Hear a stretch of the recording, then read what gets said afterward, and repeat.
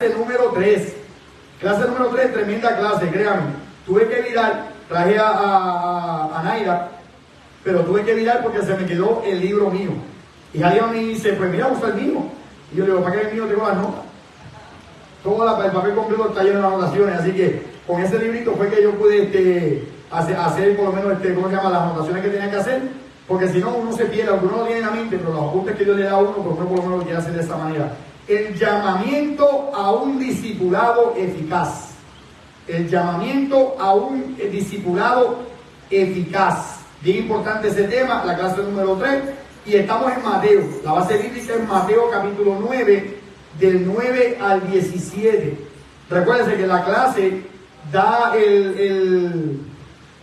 los versículos en particular que se van a estar usando para este tema en particular. Pero siempre es bueno ir hacia la Biblia para leer los versículos antes y los versículos después. ¿Sabe por qué? Porque eso es lo que se llama contexto. O sea, usted puede leer algo y ahí que vienen muchas doctrinas o muchas dogmas o muchas enseñanzas falsas, muchas sectas se levantan de versículos bíblicos sacados de contexto. Y muchas doctrinas de esa manera se sacan así. Porque le leen a ustedes ese versículo y dicen, mira, así está en la Biblia, estos dos versículos, mira, así está en la Biblia. Y de esos dos versículos, fuera de contexto, hacen una doctrina o una secta. Y por eso uno tiene que tener mucho cuidado, tiene que ser uno más astuto que el mismo diablo, porque el diablo usa la misma Biblia para contradecir lo que la Biblia misma dice. Así que uno tiene que estar bien pendiente de esas cositas, que tiene que leer los versículos antes, versículos después. Y después nos enfocamos entonces en los versículos que están en cuestión para el tema de hoy. O sea, vamos entonces a la Biblia, a Mateo capítulo 9, que de ahí que vamos a leerlo. De ahí que vamos a leerlo. Mateo capítulo 9, del 1 hasta el 17. Mateo capítulo 9, del 1 hasta el 17. ¿Quién me lo puede leer? Del 1 al 8, Juan Carlos. Y acuérdense el tema, llamamiento a un discipulado eficaz. No dice llamamiento a un discipulado. Dice llamamiento a un discipulado eficaz. Sí, esa es la característica, eso es lo que más me importa a mí saber, que es un discipulado, pero es un discipulado eficaz. Vamos a verlo. Capítulo 9. Del 1 al 8 va a tener contexto y después leemos entonces los versículos que vamos a estar hablando. Jesús sana a un paralítico. Entonces, entrando Jesús en la barca, pasó al otro lado y vino a su ciudad. Y sucedió que le trajeron un paralítico tendido sobre una cama. Y al ver Jesús la fe de ellos, dijo al paralítico: ten ánimo, hijo, tus pecados te son perdonados. Entonces algunos de los escribas decían dentro de sí: este blasfema. Y conociendo a Jesús los pensamientos de ellos, dijo: ¿por qué pensáis mal en vuestros corazones? Porque ¿qué es más fácil decir? Los pecados te son perdonados, o decir levántate y anda. Pues para que sepáis que el Hijo del Hombre tiene potestad en la tierra para perdonar pecados, dice entonces al paralítico: levántate, toma tu cama y vete a tu casa. Entonces él se levantó y se fue a su casa. Y la gente al verlo se maravilló y glorificó a Dios, que había dado tal potestad a los hombres. Tal potestad a los hombres. Pero no fue tal potestad a los hombres, fue tal potestad a Jesús. Pasa que ellos pensaban que era tal potestad o tal poder que Dios le había dado a los hombres. No, porque estaban pensando y no estaban entendiendo que Jesús no era un simple hombre, que Jesús era el Hijo de Dios. Ahora, es verdad la parte donde sí le dio la potestad a los hombres, pero después que Jesús resucitó entre los muertos. Porque cuando Jesús resucitó entre los muertos, dice: he aquí, os he dado, toda potestad me ha sido dada en el cielo y en la tierra. Y le dice a los discípulos que nos dio potestad para hollar serpientes y escorpiones y sobre toda fuerza del maligno. Pero hasta entonces solamente Jesús es el que tenía esa potestad. Solamente Jesús es el que tenía ese poder para hacer esos milagros. Pero ellos no lo tenían en ese momento, pero aunque se cumplió después en su totalidad en nosotros, que cuando Cristo resucita, toda autoridad y toda potestad le fue entregada a Jesús. Y Él nos lo dio a nosotros, como dice Efesios. Ahí está la diferencia. Así que vamos un momentito ahí mismito en Mateo, antes de seguir leyendo. Mateo capítulo 28. Mateo capítulo 28. Para que usted vea lo que dice ahí. Mateo 28, en el versículo 18. Mateo capítulo 28, versículo 18. ¿Quién me lo lee? Ese versículo de la mano. Digo, ese y el próximo. Amén. Bueno, Bruno. Y Jesús se acercó y les habló diciendo: toda potestad me es O sea que fue a Jesús que le dio esa potestad en el cielo y en la tierra. Después nos dio y se lo voy a demostrar después. Ajá. Por tanto, id y haced discípulos a todas las naciones, bautizándolos en el nombre del Padre y del Hijo y del Espíritu Santo. Y el 20. Enseñándoles que guarden todas las cosas que os he mandado. Y aquí yo estoy con vosotros todos los días hasta el fin del mundo. Ahí está, o sea, toda. Perdón. Amén, amén. O sea que Jesús claramente está diciendo que toda la potestad le fue entregada a él. Ellos decían, con el contexto que vamos a seguir leyendo ahora, ellos decían que cómo Dios le había podido dar tal potestad a los hombres. O sea, glorificaban a Dios por el poder que Dios le había dado a los seres humanos. Dijimos que era solamente en Jesús. Ahora cuando Jesús muere, resucita, cuando va a ascender, Él dice, toda potestad me ha sido entregada en el cielo y en la tierra. Y es aquí que vayan y hagan discípulos a todas las naciones, enseñando que guarden todas las cosas que les he mandado y que se bauticen en el nombre del Padre, del Hijo y del Espíritu Santo. Usted no se ha puesto a pensar, haga una pausa, un paréntesis. ¿Por qué Jesús los mandó a bautizar en el nombre del Padre, del Hijo y del Espíritu Santo? Pero los apóstoles ninguno bautizó en el nombre del Padre, del Hijo y del Espíritu Santo. ¿En el nombre de quién bautizaron los discípulos? Ajá. ¿En el nombre de quién bautizaron los discípulos? En el nombre de Jesucristo. Y hoy en día hay una controversia de por qué los discípulos o los apóstoles bautizaron en el nombre de Jesucristo y por qué Jesús los mandó entonces a bautizar en el nombre del Padre, del Hijo y del Espíritu Santo. Y eso es un estudio que vamos a hacer un poquito más profundo, pero no sé si usted se ha preguntado esa parte. Pues le voy a explicar ahora mismo. Como dice Manuel Stalin, cuando los apóstoles empezaron a predicar, ¿a quién le predicaron ellos? A los judíos. Y porque le presentaron a los judíos, ya los judíos conocían a Dios Padre. Ellos conocían ya a Dios. Lo que no conocían era a Jesucristo. No habían aceptado todavía a Jesucristo. Por ende, tenían que entonces bautizarse, o sea, representándose con la persona de Jesucristo como el Hijo de Dios, la segunda persona de la Trinidad. Por eso que los bautizaba en el nombre de Jesucristo. Pero cuando Jesús le manda a todas las naciones ir por todo el mundo y predicar el Evangelio a toda criatura, bautizándolos en el nombre del Padre y del Hijo y del Espíritu Santo, cuando los manda es porque los mandó a los gentiles que no conocían a Dios. Ahí está la diferencia. Los gentiles que no conocían a Dios porque conocían a Quemos, conocían a Dagón, conocían a Diana, conocían a Moloch, conocían a Dagón, a un montón de dioses falsos, pero no conocían al Dios verdadero. Por ende, tenían que bautizarlos que el Dios verdadero, que los judíos creen, es Padre, Hijo y Espíritu Santo. A los judíos que le predicaron al principio, era solamente en el nombre de Jesucristo porque tenían parte de la verdad revelada. Y tenían que entonces bautizarlos en el nombre de Jesucristo para que se relacionaran con la segunda persona de la Trinidad, porque ya conocían a Dios. Lo que no conocían era al Hijo. Y por ende tenían que bautizarse en ese nombre. Esa es una diferencia de los dos bautismos, porque se hacen de esa manera. O sea, ¿cómo entonces nosotros tenemos que bautizar? En el nombre del Padre, del Hijo y del Espíritu Santo. O sea, porque ese es el bautismo correcto. Ahora, si la persona se bautiza en el nombre de Jesucristo, como quiera se está relacionando con la persona de Jesucristo. No es un issue de pelear, no es un issue de salvación, no es un issue que uno va a decir, tú eres un condenado, eres un hereje, un falso maestro, un falso predicador, porque está bautizado en el nombre de Jesucristo. No, porque cree en el mismo Jesucristo que murió en la cruz y resucitó al tercer día y ascendió al cielo y viene pronto por nosotros. O sea que eso es independientemente de la forma que la persona se bautizó, gloria a Dios por eso. Exacto. Ellos bautizan en el nombre de Jesús, no en el nombre del Padre, del Hijo y del Espíritu Santo. Y esa es una doctrina que, aunque habla de Jesús, es una doctrina falsa. Es una falsa doctrina que habla de Jesús solo. Que habla de Jesús solo nada más, no hablan en el nombre del Padre, del Hijo y del Espíritu Santo. Dicen que nosotros estamos adorando a un Dios de 3 cabezas. O sea, un Dios de 3 cabezas, como si eso fuera... O sea, y no es verdad, nosotros adoramos al único Dios verdadero. Lo que pasa es que el único Dios verdadero está compuesto por 3. Nosotros fuimos creados a la imagen de ¿quién? A la imagen de Dios. A la imagen y semejanza de Dios. Y la Biblia dice que usted fue creado espíritu, alma y cuerpo. Pues si fuimos creados a la imagen de Dios, ¿qué quiere decir con eso? Somos trinos. Y yo puedo decir, cacho, hermano Carlos tiene un espíritu bien bueno. Yo no veo el espíritu de hermano Carlos, pero lo veo en lo que él se manifiesta. O el fulano Carlos tiene un alma negra. Yo no veo su alma, pero lo veo en cómo se manifiesta. Por eso Jesús decía, al Padre nadie lo ha visto, pero si me viste a mí, has visto el Padre. Porque lo que yo declaro y lo que yo hago, lo estoy haciendo porque el Padre lo está haciendo en mí. Usted no ha visto mi alma, pero mi alma está declarando lo físico que yo hago. Usted dice, este tiene un alma más mala, o este tiene un alma bien buena, o este tiene un espíritu bien sutil, o este tiene esto, aquello, lo otro. Usted no lo está viendo, pero la forma mía de comportarme le está manifestando qué espíritu yo tengo y qué alma yo tengo. Pues Jesucristo es el que refleja o el que revela quién es el Padre, a quien nadie le ha visto jamás. pero en la forma que él lo declaró o lo demostró, lo está haciendo de esta manera. Y algún día, los martes, vamos a tocar la Trinidad.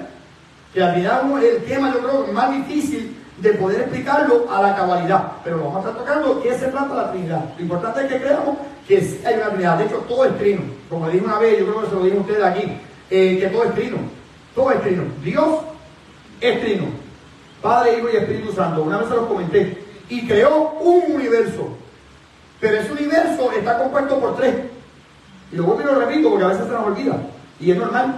Y un universo creado por un solo Dios que es trino, es un universo, está compuesto por tres cosas: espacio, materia y el tiempo. En el principio, tiempo. Creó Dios los cielos, espacio. Y la tierra, materia. Y el espacio, un espacio, o sea, el espacio está compuesto por tres.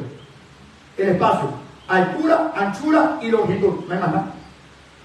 Y el tiempo está compuesto por tres: pasado, presente, futuro, no hay más nada. Y la materia está compuesta por tres: gaseoso, líquido, sólido. Y todo fue creado por átomos. Y los átomos están compuestos por tres: electrones, protones, neutrones. Y nosotros estamos compuestos por tres: espíritu, alma y cuerpo. Pero nuestra alma, que somos nosotros, está compuesta por tres: la voluntad, las emociones y la mente. O sea, todo está compuesto por tres. Pues sí hay un trino Dios. Y en ese nombre del trino Dios es que nosotros como gentiles nos bautizamos porque hemos aceptado al Dios trino. Ahí está la diferencia con los judíos que se bautizaban entonces en el nombre de Jesucristo. ¿Vamos claro? ¿Alguna pregunta, alguna duda? Eso fue la Trinidad explicada en 2 minutos. O sea que si es difícil explicarla, la logramos explicar en 2 minutos. Y satisfactoriamente entendida por nosotros para que podamos entonces seguir con el estudio que estamos dando hoy. Así que toda potestad le fue dada a Jesucristo cuando murió y resucitó, y aún cuando estaba en la tierra haciendo los milagros y las señales. Pero cuando Él muere, asciende al cielo, nos dio la potestad a nosotros. ¿Cuándo lo hizo Él? ¿Cómo nos dio la potestad a nosotros? ¿Cuándo? Cuando resucitó, pero ¿qué pasó después que resucitó? Ascendió, ¿y qué pasó después? Ajá. Exacto, estas señales seguirán en futuro, cuando recibiéramos algo, el Espíritu Santo.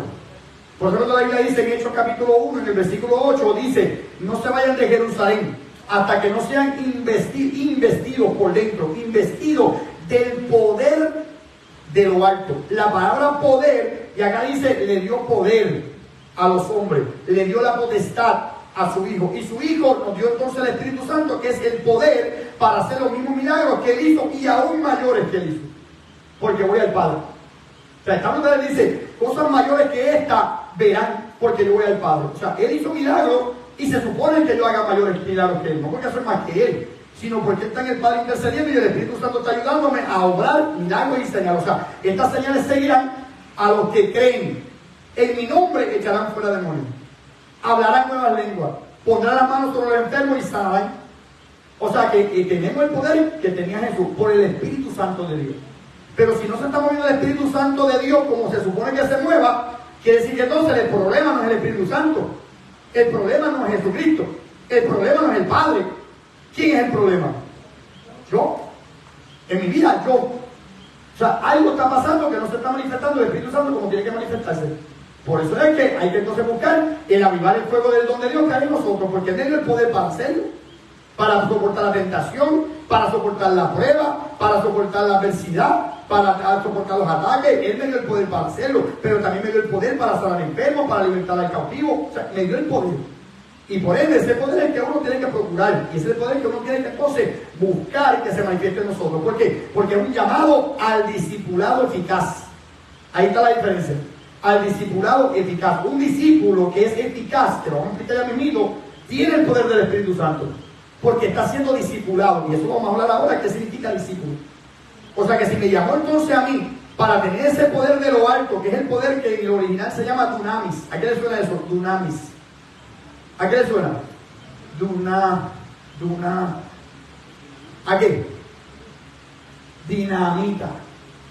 O sea que no es un petardo, no es un cheribón, no es un cuerpo de dinamita, no es una luz de bengala. Es una dinamita que el que vive en Orizaba todo el tiempo ha sabido lo que la dinamita sonaba. Cuando la dinamita de la montaña sonaba, que estaba destrozando toda esa montaña para hacer todas otras casas, usted sabe cómo eso sonaba. Ese es el poder que hace la dinamita. Pues en nuestra vida pasa exactamente igual. Que en nuestra vida, por la fe que tenemos en el Señor y nuestra obediencia al Señor, el poder del Espíritu Santo se supone que se manifiesta de esa manera, que todo el mundo vea el efecto que hace esa dinamita en nuestra vida. No que es un petardo ya explotado. Pues yo puedo ser un petardo, pero no puedo ser un petardo explotado. O puedo ser un petardo, pero simplemente salió la mecha y no explotó nada. O puede ser un petardo, pero no hace el efecto que hace una dinamita. Nadie se enteró que yo tengo un petardo. O sea que el poder dinamita es el que se manifiesta en el creyente y se manifiesta de esa manera. Ahora, no es los dones del Espíritu. Déjame aclararle esto. Aunque tenemos el poder del Espíritu Santo manifestándose en nosotros y se supone que se empieza a manifestar más todavía, lo que manifiesta de verdad que usted es un creyente de verdad con el Señor y que usted es un discípulo eficaz, no son los dones. No es hacer milagros, no es hacer sanidades, no es hablar en lengua. O sea que eso no es lo que manifiesta que usted es un verdadero creyente. ¿Usted sabe lo que manifiesta que usted es un verdadero creyente? ¿Quién sabe? El fruto del Espíritu. Hay una diferencia entre el fruto del Espíritu y los dones del Espíritu. Y los dones del Espíritu son la manifestación externa. Pero lo que manifiesta de verdad que usted es un creyente eficaz o un discípulo eficaz, alguien que se deja enseñar por el Señor, no es la manifestación de los dones. Porque Jesús dice, en aquel día muchos me dirán, ¿qué? Señor, en tu nombre, porque dice los que creen, en mi nombre echarán fuera demonios. No echamos demonios en tu nombre y hablamos diferentes lenguas. O sea que eso no es lo que manifiesta que soy un verdadero creyente. Lo que manifiesta que soy un verdadero creyente es lo que la Biblia dice, más el fruto del Espíritu es amor, gozo, paz, paciencia, benignidad, bondad, fe, mansedumbre y templanza. Contra tales cosas no hay ley. O sea, no hay nada malo que decir contra una persona que actúa y camina en el Espíritu de Dios. Diferencia de aquel que hace milagros. El diablo hace milagros también. El diablo hace señales. Es más, mire esto ahora un momentito. Ahora esto es lo último de hoy en día. Mire esta mano. Tengo una mano más larga que la otra. Tengo una mano más larga que la otra. Pero yo voy a empezar a moverla porque tiene que crecer, Creció. Mira eso. O sea, hay engañadores por ahí haciendo ese tipo de milagros. Donde usan un líquido blanco, le echan algo encima y se convierte en vino. O sea, ¿qué tiene que ver eso para la gloria de Dios? O sea, no es entonces la manifestación física o de afuera, o los supuestos milagros o los milagros, lo que manifiesta que yo soy un discípulo eficaz. Lo que manifiesta que yo soy un discípulo eficaz simplemente es el fruto que produce el Espíritu en mi vida. Y si a Dios le place sanar a otro enfermo, gloria a Dios. Pero me tengo que preocupar porque el fruto es el que se manifiesta. Así que todavía no hemos entrado en el tema, ni siquiera en el título hemos entrado, estamos tocando simplemente la superficie. Hermano Víctor.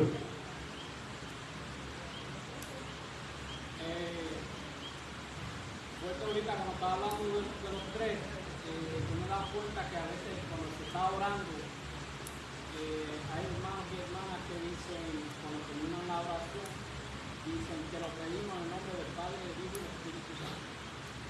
Entiendo yo que cuando se comienza la oración, se dice Padre en el nombre de Jesús, del Hijo y del Espíritu Santo. Entonces, y al finalizar, ¿no? Se dice en el nombre de Jesús. Creo yo, el nombre para que nos corrija. Pero si lo digo en nombre del Padre y del Espíritu Santo, él me oye. Pues estoy diciendo entonces otra palabra en el nombre de Jesús. ¿Sabes? Estoy, como ya estoy reconociendo que me conoce a mí, ha conocido al Padre, que me ha visto a mí el Padre, ¿sabes? Que en verdad no es tan como, pero entiendo su punto. La oración va dirigida al Padre en el nombre de Jesús a través del Espíritu Santo, por medio de la palabra. ¿Sabes? Si nos vamos a ese punto, pues, pero el que dice que el nombre, o cuando decimos la palabra de Dios se lee en el nombre del Padre, del Hijo y del Espíritu Santo, ¿sabes? Tampoco tiene nada malo porque estamos reconociendo, conocemos al Dios Trino. O sea, conocemos al verdadero Dios. No estamos hablando solamente en el nombre, o en una sola persona, en el nombre de Jesús, sino que reconozco la Trinidad. Hay una Trinidad. O sea, que en verdad no es tan, ¿cómo se llama eso? Tan controversial, tan contradictorio. Una persona que lo dice de esa manera no es necesariamente una persona hereje. Al contrario, se acerca más a la verdad porque está diciendo en el nombre de la Trinidad. O sea, está haciendo en el nombre de la Trinidad. María Catalina. ¿Tiene algo? Amén. Pues entonces, así que ya estamos bien entonces que todo poder se le fue dado. Sigamos leyendo, hermano Carlos. Versículo 9 en adelante. Ahora entramos a la clase de hoy. Mala mía, María Catalina. Cuando sea así, siga levantando la mano, porque se me olvida. Llamamiento de Mateo. Y el título es Llamamiento a un discipulado eficaz. Porque ya leímos el contexto. Él acaba de hacer unos milagros. Él acaba de levantar un paralítico. Él acaba de perdonar el pecado del paralítico. Pero también después entonces dice qué potestad Dios le ha dado a los hombres. O sea, esa potestad que le dio a él, la dio nosotros también a través del Espíritu Santo por creer en Jesús. Ahora, por haber creído en Jesús, somos llamados a algo más. No es el llamado y ya está. Fuiste llamado y ya está. Hay algo más después de ser llamado. ¿Y cuál es el llamado? Al discipulado. Y por eso es que hablo de la historia de Mateo. Sigue. Pasando Jesús de allí, vio a un hombre llamado Mateo, que estaba sentado al banco de los tributos públicos, y le dijo, sígueme. Y se levantó y le siguió. Y aconteció que estando él sentado a la mesa en la casa, he aquí que muchos publicanos y pecadores que habían venido se sentaron juntamente a la mesa con Jesús y sus discípulos. Cuando vieron esto, los fariseos dijeron a los discípulos, ¿por qué come vuestro maestro con los publicanos y pecadores? Al oír esto, Jesús les dijo, los sanos no tienen necesidad de médicos, sino los enfermos. Id pues y aprended lo que significa misericordia quiero y no sacrificio, porque no he venido a llamar a los justos, sino a pecadores al arrepentimiento. Amén. Esa es la parte del llamado de Mateo, quien se llamaba Leví. Y Jesús le cambió el nombre a Mateo. O sea que ahí habla en otras palabras. La potestad que nos dio Jesucristo a nosotros también no se queda ahí nada más. Hay que ser discipulado. Y ya una vez entra entonces uno a ser creyente y pasa entonces al discipulado, Él nos cambia el nombre. Igual que cambió varios nombres, varias personas en la Biblia. ¿Quién me puede mencionar una persona que Dios le cambió el nombre? ¿Cómo se llamaba? Simón. Y a veces le decía Pedro, porque estaba actuando a veces como Simón y a veces estaba actuando como Pedro. Pablo. ¿Cómo se llamaba antes? Saulo. Le cambió entonces el nombre a Pablo. Porque ahora mismo lo que eso representa es como quien dice, estás actuando Simón, te voy a cambiar el nombre a Pedro. Porque la forma como Jesús le dice Simón es como diciendo, estás actuando como el viejo hombre. Cuando le dice entonces Pedro en la Biblia, le está diciendo, estás actuando como el nuevo hombre. Por eso es que cuando Jesús resucita, lo llama Pedro. Le dice, Pedro, tú me amas. No le dice Simón, le dice, Pedro, tú me amas. Y de ahí en adelante, a Pedro nunca se le llama Simón. Una vez Pedro recibe el bautismo del Espíritu Santo, nunca más se le conoce como Pedro, solamente una sola vez. Cuando Jesús mandó entonces a buscar a Pedro para hablar a Cornelio, le dice, vete a casa de Simón el curtidor, que allá hay una persona que se llama Simón, que tiene nombre sobrenombre Pedro. O sea, se llamaba Simón Pedro. Es la única vez que después que recibe el bautismo y es para identificarlo. Porque había tanto Simón que tenían que identificarlo de alguna manera. Pues este es Simón el curtidor, Simón el fariseo, Simón el leproso y este es Simón Pedro.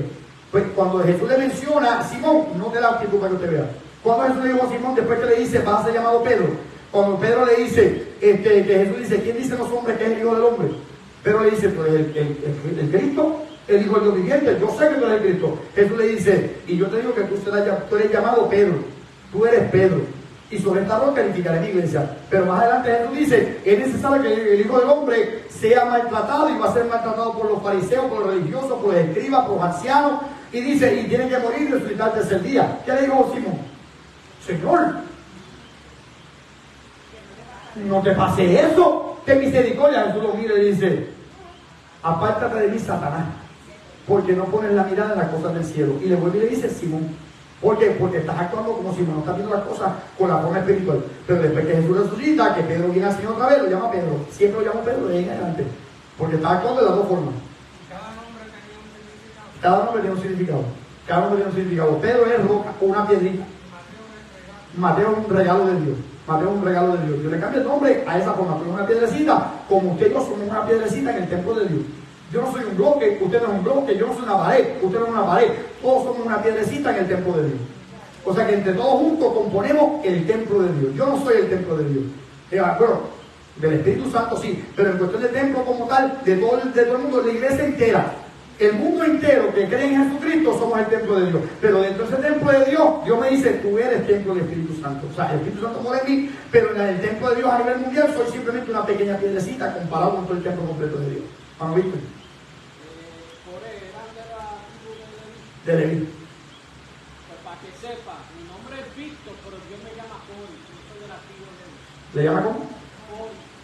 Coré. Cori. Dios me llama Cori. Cori. Yo soy de la tribu de Leví. Bueno, es una forma jocosa de decirlo, porque él es puertorriqueño. Y eso es bueno aclararlo, porque hay mucha gente que dice que nosotros somos de la tribu de Judá. Los de Judá son de Judá, los de Leví son de Leví, los de Rubén son reubenitas, cada cual tiene su tribu, ni usted y yo somos judíos. Esos son ellos allá. pero él lo dice de una forma jocosa, simplemente parece que es un chiste interno, pero eso simplemente no cree que él es levita en ese sentido, simplemente es una forma jocosa de decirlo. No, pero es verdad, Dios me llama Cori, ¿sabes? Amén, pero no es de la tribu de Leví, pero Yo me constituyo de la tribu de Leví. amén, yo me considero iglesia, pero está bien, vamos allá. Así que vamos entonces ahora a chequear un poquito más allá. A chequear entonces un poquito más allá del poder que nos dio, se tiene que manifestar, más que el poder que se manifiesta afuera, es el fruto del Espíritu que se tiene que manifestar. Y eso se manifiesta cuando usted está discipulado. Cuando usted pasa por un discipulado, usted entonces está aprendiendo la doctrina del Señor. Usted está aprendiendo la enseñanza del Señor. Porque eso es lo que es un discípulo. ¿Qué es un discípulo? Un discípulo es una persona que recibe enseñanza de un maestro. Eso es un discípulo. Eso es un discípulo. Por eso es que a Jesús, o sea, a un hombre ciego en el libro de Juan capítulo 9, dice, los fariseos decían, nosotros discípulos de Moisés somos. Tú eres discípulo de ese hombre. O sea, nosotros seguimos la enseñanza que Moisés nos dio. Tú quieres seguir la enseñanza de ese hombre, tú sigues la enseñanza de ese hombre. O sea, quiere decir entonces que un discípulo es una persona que sigue las enseñanzas de un maestro. Y no podemos decir que somos discípulos si estamos completamente rebeldes a lo que Jesús nos está enseñando. Yo no puedo decir que soy discípulo si lo que estoy haciendo es contrario a lo que está en la palabra del Señor. No estoy siendo discipulado. Y ese maestro nos enseña entonces a nosotros una doctrina o una enseñanza. Doctrina o una enseñanza. Por eso es que un discípulo es alguien que sigue una doctrina enseñada por una persona. Eso es una enseñanza. Esa es una persona que es un discípulo. Y la palabra doctrina es de donde viene docente. ¿Qué se dice en la escuela? ¿Docente y qué? Docente y algo más que yo nunca entendía eso hasta hoy que estuve estudiando eso. Docente y no docente. O sea, docente es alguien que enseña. Y los no docentes son los que no enseñan. Son los que aprenden, los alumnos. Por eso es que se llama docente. Y la palabra docente viene de una palabra que es doctrina. Doctrina, docente. ¿De ahí que viene esa palabra?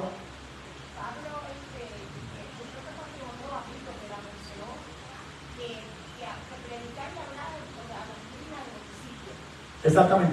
Yo desde siempre le dice, ten cuidado de ti mismo y de la doctrina, porque haciendo esto te salvarás a ti mismo y a los que te oyeren. La doctrina es súper importante, porque no estamos hablando de doctrina humana. Lo que se considera como doctrina humana no es doctrina, es dogma. Es dogma. Diferente a la doctrina. La doctrina tiene que ser bíblica. La dogma muchas veces cambia, porque la dogma simplemente es un set de reglas o un conjunto de reglas que se ponen en una iglesia. Y si usted quiere pertenecer a esa iglesia, usted sigue entonces esa dogma. Por ejemplo, antes, ¿qué pasaba antes? Antes no se afectaban las axilas, las mujeres, ni las piernas, porque era una dogma en la iglesia, donde no era nada bíblico, pero si es la dogma de esa iglesia y usted quiere estar en esa iglesia, sujétese a la dogma de esa iglesia. ¿Alguien dijo algo? Oye, pues entonces, quiere decir entonces que hay una diferencia entre dogma. Si ese pajarito no sale, va a estar sonando la alarma toda la noche. Así que cuando esa persona que enseña esa doctrina o esa enseñanza, la persona que está escuchando se supone que aprenda, escuche y viva lo que está aprendiendo. Y la doctrina bíblica es lo que nos está enseñando el maestro. Y el maestro, no estoy hablando de mí, ni de Iván, ni de ninguno de nosotros, es el maestro que es la Biblia, que es Cristo enseñándonos en la palabra del Señor. Pues eso dice, y hacer qué. ¿A dónde? Enseñándoles qué. O sea, en el mismo capítulo que dice que toda autoridad le fue dada a Jesucristo y ahora nos la dio a nosotros, dice, vayan y enseñen a todas las personas que se convierten al cristianismo todas las cosas que yo les he mandado. Eso se va. Quiere decir entonces que dice, lo que yo les he mandado, que guarden y hagan todas las cosas que yo les he mandado. Eso es discipulado. O sea que el discipulado es bien importante porque me enseña la Biblia qué es lo que Jesús me enseñó para yo enseñárselo a otro a vivir la palabra del Señor. O sea que yo me convertí en discípulo en el momento de mi conversión y empecé a leer la Biblia para ver qué Dios tenía para mí. ¿Qué Dios tenía para mí? Y por eso es que entonces cuando usted escucha la Escritura o las enseñanzas o los estudios bíblicos o en su casa, en su tiempo devocional, usted lo que está haciendo es escuchando de Jesucristo qué le gusta que yo haga, qué no le gusta que yo haga, qué Él quiere que yo haga, qué Él no quiere que yo haga, ¿para qué? Para entonces discipularme. Porque aquí dice llamamiento a todos nosotros. ¿Sabe qué? A un discipulado que es aprender de Jesucristo para saber hacer las cosas que Él nos mandó, Pero dice, pero un discipulado eficaz. Un discipulado eficaz. Y la palabra eficaz, le voy a decir qué significa. Dice, la palabra eficaz.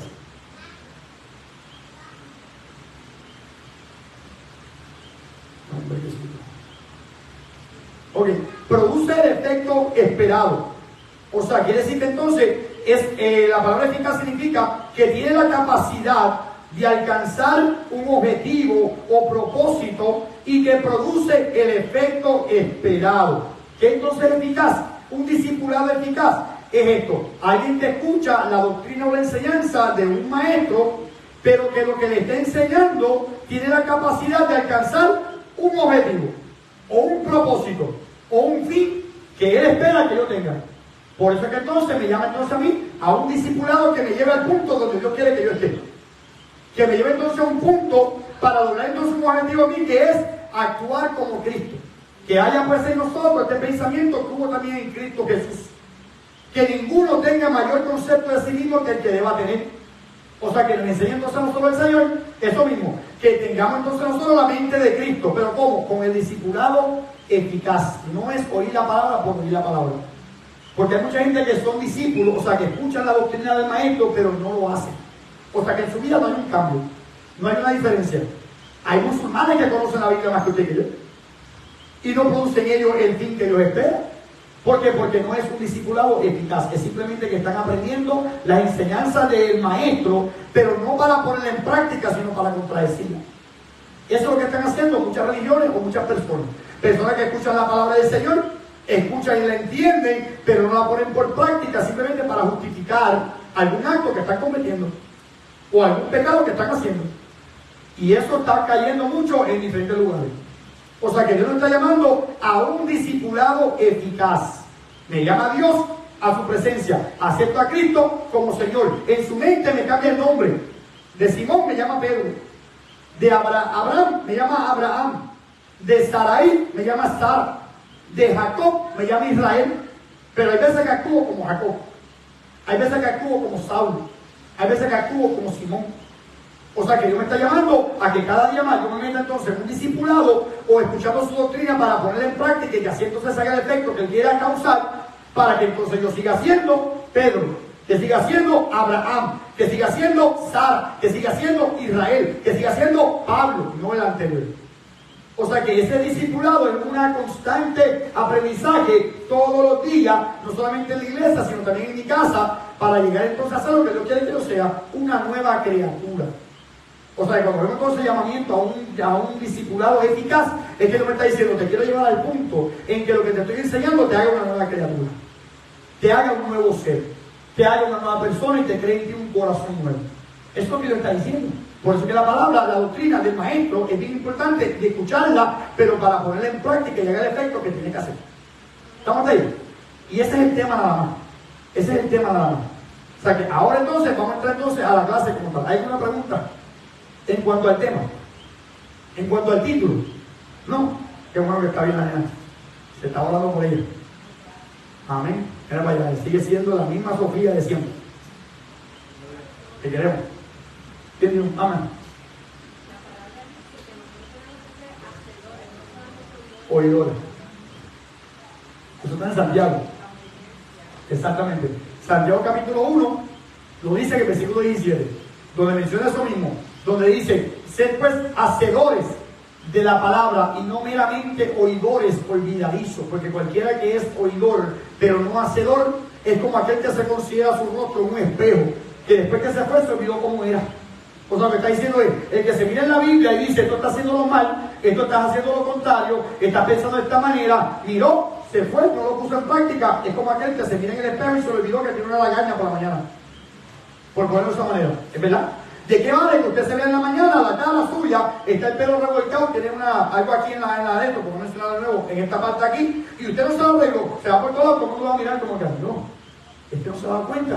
Así pasa entonces cuando Dios me dice a mí, una persona que dice palabras profanas o unas palabras obscenas y no la corrige cuando está entonces en el trabajo, o cuando está en la escuela, o cuando está donde esté, hace esa palabra otra vez nuevamente, la menciona de esa manera, la gente dice, oh, pero este no es cristiano. Porque se vio en el espejo, vio lo que tenía mal, pero no se limpió la cara, no se peinó, no hizo lo que tenía que hacer, no se arregló. Y cuando todo el mundo lo ve, todo el mundo se da cuenta y él dice, pero si me vi en el espejo, si te viste en el espejo, pero no te arreglaste, ¿de qué vale? Pero él le dice, así es una persona que es oidora, pero no hacedor de la palabra. El que sabe lo que está mal y no lo hace, es semejante a esa persona que después que se vio lo que está haciendo mal, se levantó y se fue, lamentablemente no se arregló. ¿De qué le sirvió esa parte? ¿De qué le sirvió esa parte? De nada. Porque no se arregló, no se lavó la cara, no se peinó, no se limpió, no se arregló. O sea que es hacedores de la palabra del Señor. ¿Alguien más? Eso es un llamado, un llamamiento a un discipulado eficaz. Note que en esta clase no está hablando del ministerio, está hablando del llamado a un discipulado. Porque el que no se discipula no puede ser líder. ¿Usted sabía eso? Todo líder tiene que ser primero discípulo. Y Dios nos está llamando entonces a ser discípulo. Para cuando llegue el momento del llamado al ministerio, podamos entonces ejercer el ministerio. Porque si una persona entra a un ministerio, a un liderazgo sin haber pasado por discipulado, no se puede quejar cuando tampoco las personas quieran ser discipuladas. Porque él mismo no fue discipulado. O sea que antes de ser líder, una persona tiene que ser discipulado. Y por eso Dios nos está llamando a un llamamiento, a un discipulado eficaz. O sea, un discipulado, aprender de la doctrina del maestro con el propósito de llevar a cabo y que se cumpla el propósito por el cual nos está discipulando. Que es ser semejante a Cristo, una nueva criatura, una nueva persona, con una nueva forma de pensar, con la mente de Cristo, con una actitud diferente a la que éramos antes en el mundo. O sea que Dios nos está diciendo, ese es el tipo de discipulado que yo quiero. El discipulado entonces viene siendo El estudiante. Cuando a nosotros, a un estudiante, a uno se le corrige. Exacto. Quiere decir que cuando a uno se le corrige, no le puede estar malo, sino Exactamente. que entender que es lo que está mal, arreglarlo para que está bien. Después que está en la Biblia es nuestro manual de doctrina o nuestro manual de enseñanza. Ahora que le dice eso, el maestro viene siendo el maestro en la escuela, el discípulo viene siendo el estudiante de la escuela. Pero para tú enseñar algo en la escuela, ¿qué tú tienes? ¿Un libro de qué? Un libro de texto. Este es nuestro libro de texto. O sea, el maestro no me puede corregir a mí como le dé la gana a él. Tiene que tener el libro del texto de esa materia y corregirme por el libro del texto lo que estoy haciendo mal, pero sigo siendo el maestro, que me está diciendo entonces qué es lo que estoy haciendo mal. Y muchos discípulos se supone que escuchen eso al ver el libro del texto y decir, oye, es verdad. Yo no sé si usted se ha dado cuenta que pone mucho en Facebook, lo que tienen Facebook. ¿Cuántos tienen Facebook aquí? Lo que tenemos Facebook, no sé si usted ha visto cuánto es este resultado. 48 dividido entre 6, paréntesis, tal número, y hay un montón de gente que dice que el resultado es 36, otras personas dicen que el resultado es 1. El que estamos viendo, que yo vi que usted dijo 36. O sea, y uno mira, uno dice, pero ¿cuál es el orden entonces? Según el texto o el libro de texto, es paréntesis primero, después entonces viene siendo lo que está en el paréntesis. O sea, lo que está en el paréntesis primero, después viene la multiplicación o la división, lo que venga primero, después viene la suma y la resta, lo que viene primero, por eso quedan dos resultados diferentes. Pero cuando el maestro nos enseña según el libro de texto cuál es el orden correcto y cuáles son el orden correcto en la matemática, el resultado a uno le dio 36, a uno le dio 1. Pero cuando usted lo ve en el libro de texto, usted dice, oye, ¿verdad? Era 1. Era 1. ¿Por qué? Porque ahora lo vi en el libro de texto. Pues hoy en día el maestro enseña por el libro de texto que es la Biblia lo que usted está haciendo mal. No se puede enfocar porque le dije que dio 1. Porque el libro de texto dice cómo es que se hace y qué es lo que se hace. No le podemos estar a la persona y decir, no, eso da 48. Cuando yo le enseño por el libro de texto lo que está diciendo. Pero yo mismo, aunque estoy dando la clase, aunque Iván esté dando la clase, aunque arriba los maestros estén dando la clase, seguimos siendo discípulos. Porque somos discípulos del Señor con el mismo libro de texto que usted. Porque aún los maestros todos los años tienen que aprender algo. Tienen que estar repasando. Además, el doctor, que puede ser el que está ejerciendo el doctorado, sigue estudiando todos los años porque todos los años las cosas cambian. Él mismo tiene que estar aprendiendo todos los días. O sea, el que uno sea maestro ya de la palabra del Señor no quiere decir que yo no puedo aprender más nada. Porque yo sigo aprendiendo de la Biblia todos los días. O sea que el libro de texto sigue siendo el mismo, el maestro sigue siendo el mismo, pero Dios usa maestro. Hay mucha gente que dice, no, a mí me enseña Dios.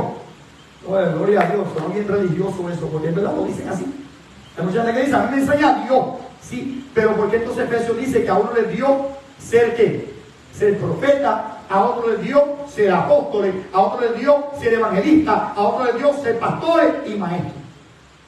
¿Para qué? Para la edificación del cuerpo de Cristo, hasta que todos lleguemos a la unidad de la fe. O sea que Él usa maestros terrenales para que nos enseñen con el mismo libro del texto las cosas que están correctas y las cosas que no están correctas. La otra cosa es que el mismo maestro tiene que corregir, pero con amor. La Biblia dice en Gálatas capítulo 6, versículo 1, cuando alguno fuere sorprendido en alguna falta, vosotros que sois espirituales, restaurad a tal persona con espíritu de mansedumbre, considerándote a ti mismo, no sea que tú también seas tentado. En puertorriqueño, o en Arroyo de Bichuela, hermana María, lo que diría es esto. Dice, trata a la persona, corrige a la persona como te gustaría que te corrigieran a ti. O la regla de oro, hazle a otro lo que te gustaría que te hicieran a ti. Exactamente igual. O sea que claramente está diciendo entonces que sigue siendo el mismo libro de texto. ¿Y el propósito cuál es? Para que lleguemos a ser la nueva criatura que Dios quiere que seamos. Para que siendo la nueva criatura, entonces entremos al cielo el día del arrebatamiento. O sea que el llamamiento a un discipulado eficaz va más allá que simplemente entender la palabra y conocer la palabra. Es para que lleguemos a ser salvos. Vamos tal. O sea que va más allá el título que lo que estamos pensando, que no por encima, lo que usted vea. O sea, el llamamiento a un discipulado eficaz es para que inicie creando ese nuevo hombre, para cuando Cristo venga, mi ser completo esté completamente transformado y pueda entonces entrar al cielo. No es para ir a ministrar, no es para ir a predicar, no es para... No, eso viene después. Entre tanto, es para yo ser discipulado, para aprender del Señor las cosas correctas, las cosas que no están correctas, no hacerlas. ¿Está claro? Manuel.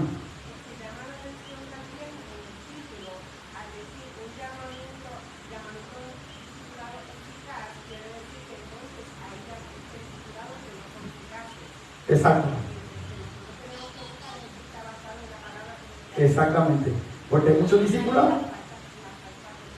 Sí, porque hay muchas personas que lamentablemente oyen la misma palabra que usted y yo escuchamos y en usted puede ser eficaz porque está haciendo el efecto dentro de su corazón, que usted ya no actúa como antes, ya usted no habla como antes, ya usted no piensa como antes, porque la palabra que está entrando es una doctrina que Dios no está enseñando y está haciendo el efecto. Pero en otra persona está escuchando la misma palabra, pero no está haciendo el efecto.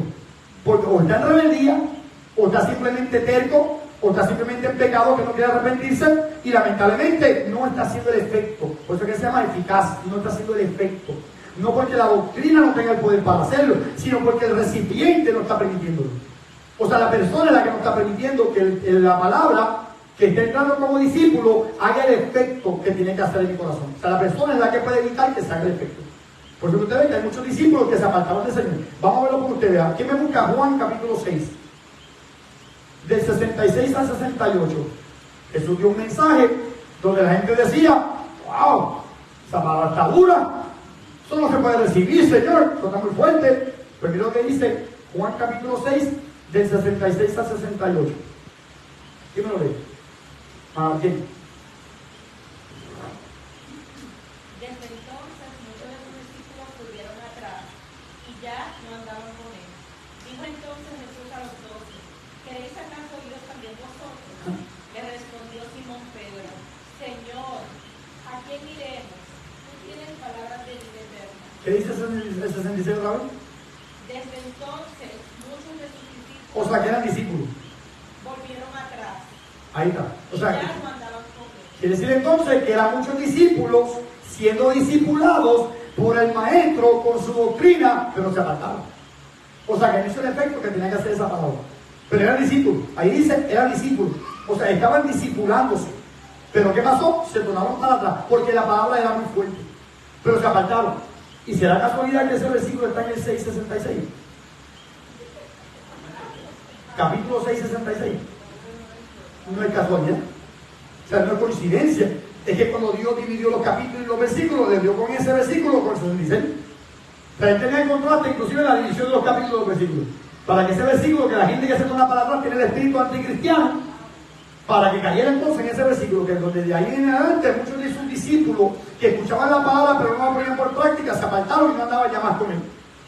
Y Jesús le dice a los demás, no, tranquilo, mira, perdóname, vente, quédate conmigo, por favor. Él no le dijo eso. Pedro se lo dijo, Señor, se nos están yendo de la iglesia se está vaciando, porque está dando una palabra muy fuerte. Jesús le dice, ¿se creen que ustedes también? Aquí yo no necesito un número, aquí yo no necesito números, de tanta gente tengo solamente 12. Aquí no necesito números, el que se quiere que se vaya. Si por causa de la palabra la gente se está tomando para atrás, que se vayan porque yo no voy a comprometer la palabra. Eso es lo que está diciendo Jesús. Y le decía a ellos, se quieren entrar también, wow. Pero dice, Señor, ¿a quién vamos a ir si solamente tú tienes palabra de vida eterna para darnos a nosotros? Y de ahí en adelante, eso fue lo que siguieron con Jesús. Judas era un discípulo de Jesús, sin embargo lo traicionó. O sea, el ser discípulo no quiere decir que está bien, quiere decir que tiene que ser un discípulo eficaz, que cuando usted escuche la doctrina haga el efecto que tiene que hacer en su corazón. Está brutal. O sea, este tema no está yendo todavía, no hemos ni terminado con el tema todavía, ni con el título hemos terminado todavía. ¿Está quedando claro? ¿Seguro? ¿Alguna pregunta? Mala Carolina. Que le decía a mi abuela que yo siempre tengo el enfoque acá. Y yo digo, si Mala Carolina hace así, yo, ¿qué pasó? O se levanta la mano, Mala Carolina. O sea, son cosas que uno tiene por lo menos que escucharla y poner entonces por práctica. Y ahora entonces, entramos entonces a los objetivos. Objetivo número 1 de la clase, comprobar el llamamiento del Señor para su servicio. Número 2, asumir la actitud de dejar su vida actual, como hizo Mateo, que era un publicano. ¿Qué es un publicano? ¿Y qué tenía de malo? Eso sí es un trabajo. Es un trabajo de Hacienda. ¿Qué de malo tiene que tener un trabajo de Hacienda, hermano Carlos? ¿Cuál es el problema de ellos? Robaban. O sea, usted le debe a Roma 25 pesos. ¿Verdad? Usted debe 25 pesos. ¿Sabe lo que él hacía? Lo que el publicano hacía. Compraba la tierra en 25 y a quien usted le debe ahora es a mí. ¿Y qué hacían ellos? Le debe 100. O sea, la compré en 25 la deuda, pero yo le coloqué 100. Por eso es que ellos se quedaban tan ricos. Por eso es que cuando Saqueo, que era el jefe de los publicanos, uno de ellos, de los jefes de los publicanos, ¿qué hizo cuando se arrepintió? Le dice, a todos los que le tomé algo le voy a dar cuadruplicado. Cuadruplicado de lo que le robé a ustedes. O sea, ellos robaban. Y por eso es que era un problema. Pues Mateo, el del libro de Mateo, el evangelista Mateo, que la Biblia llama San Mateo, era un ladrón. Porque era un publicano. Pero cuando Jesús lo llamó, le cambió el nombre a Mateo, o sea, Leví era el ladrón. Lo cambió el nombre a Mateo, Mateo dejó de ser lo que él era antes y cambió su vida. ¿Por qué? Porque escuchando la palabra del Señor hizo el efecto que tenía que hacer, por ende se volvió un discípulo eficaz. Tenía un discipulado eficaz, dejó de hacer lo que estaba haciendo antes. Y una cosa que me llama la atención es que Jesús en un momento dado, cuando le trajeron una moneda para tentarlo, le dijeron, Señor, es lícito. Es lícito darle a esta persona los impuestos, pagar los impuestos. Jesús lo mira y le dice, ¿de quién es la moneda? Él le dice, de César. Pues denle a César lo que es del César y a Dios lo que es de Dios. ¿Qué hacía Mateo? Dale al César lo que es del César, pero ahora que se convierte en Mateo, ahora dale a Dios lo que es de Dios.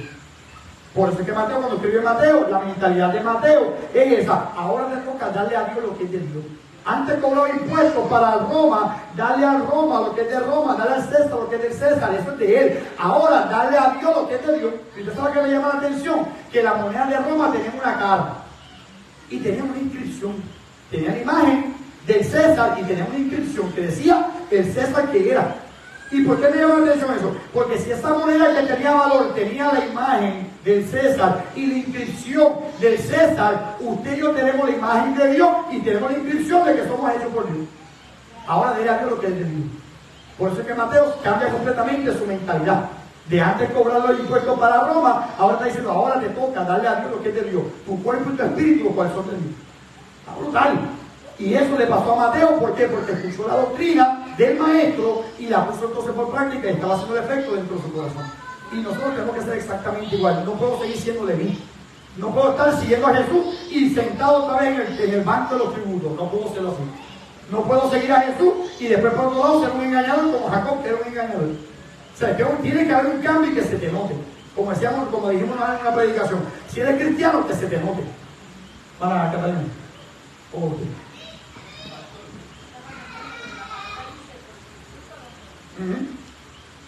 Lo que estamos hoy, hermano Conchillo, por los frutos. ¿Usted sabe ese fruto, ese pavo es de guayabo por el fruto que produce?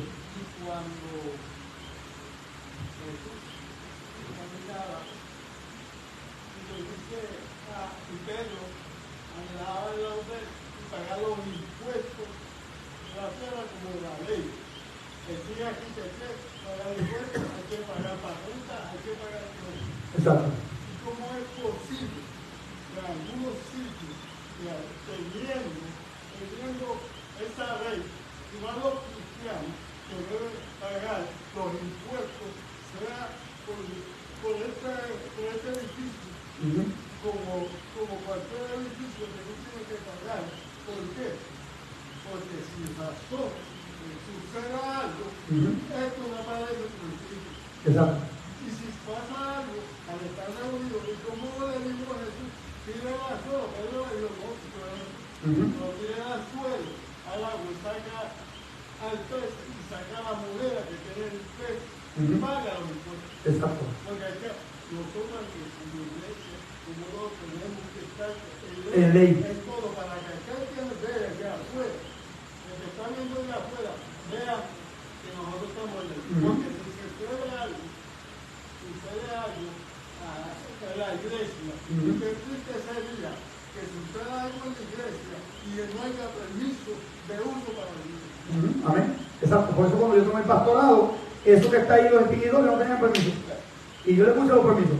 Y por eso desde que yo empecé a pastorear, empecé a hacer la gestión para los permisos de la iglesia. O sea, estamos en ley, porque se están haciendo las gestiones de los permisos. O sea, son cositas que sí caería si usted no lo está haciendo para ponerse en ley. O sea, ahí sí caería, pero si usted está haciendo las gestiones, ellos saben que se están haciendo las gestiones, usted está en ley. Porque está cubierto, porque está en ley y se están haciendo las gestiones de esos papeles. Ahora, si simplemente por una terquedad no quiero hacerlo porque somos iglesia y Dios nos va a cubrir, no. Si usted se mete en un lugar a pasar en 60 millas y la velocidad es 25, Dios me protege. No, Dios se bajó cuando usted tenía 25 millas.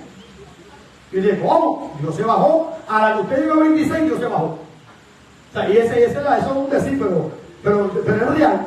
Porque Dios no va a decir, no, yo te voy a cubrir, tranquilo, te voy a cubrir porque estás mal, pero te voy a cubrir. Listo, yo no soy más lindo que nadie, todo el mundo tiene que ir a 25, yo tengo que ir a 25. Y una vez yo lo comenté que una vez con Hermana Socorro, yo llevé a la nena y me fui por allá por Oyomula. Y en el Oyomula yo no sabía que eso era 25 millas, yo estaba a 50, me bajó el guardia. Y yo le dije, mira, yo no sabía que esto era 50 millas. Me dice, el desconocimiento de la ley no te exige responsabilidad. Y yo le dije, mira, vengo de la iglesia, un brequecito. Y me dice, pues más todavía si vienes de la iglesia. Bueno, me bajó. Y tuve que pagar el boleto. O sea que son cosas que a veces uno dice, mira, yo no sabía, en verdad yo no sabía, pero tuve que pagar el boleto. ¿Por qué? Porque la linda, soy el más lindo de todos. ¿No? Para Carolina.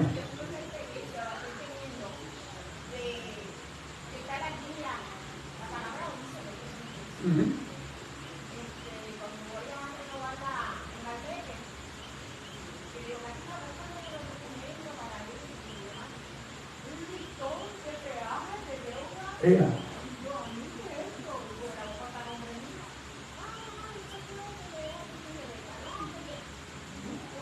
Y, wow.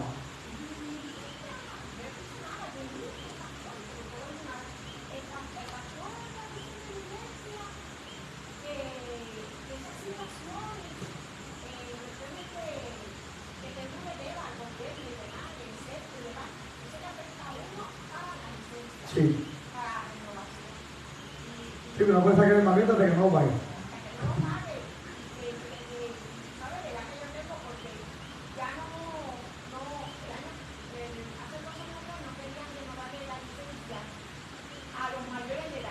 Así, tenía que economizar. Sí.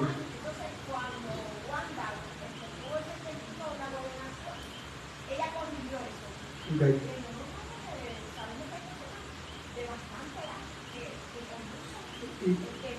Exacto. Sí.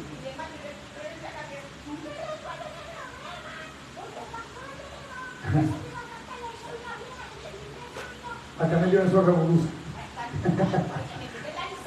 Sí, sí. Y que la necesita.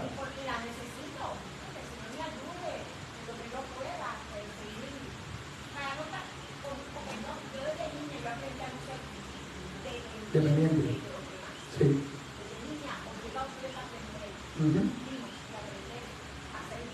Exacto, exacto. De hecho, si nos vamos más allá, eso incluye los impuestos. Hay cristianos que no pagan impuestos.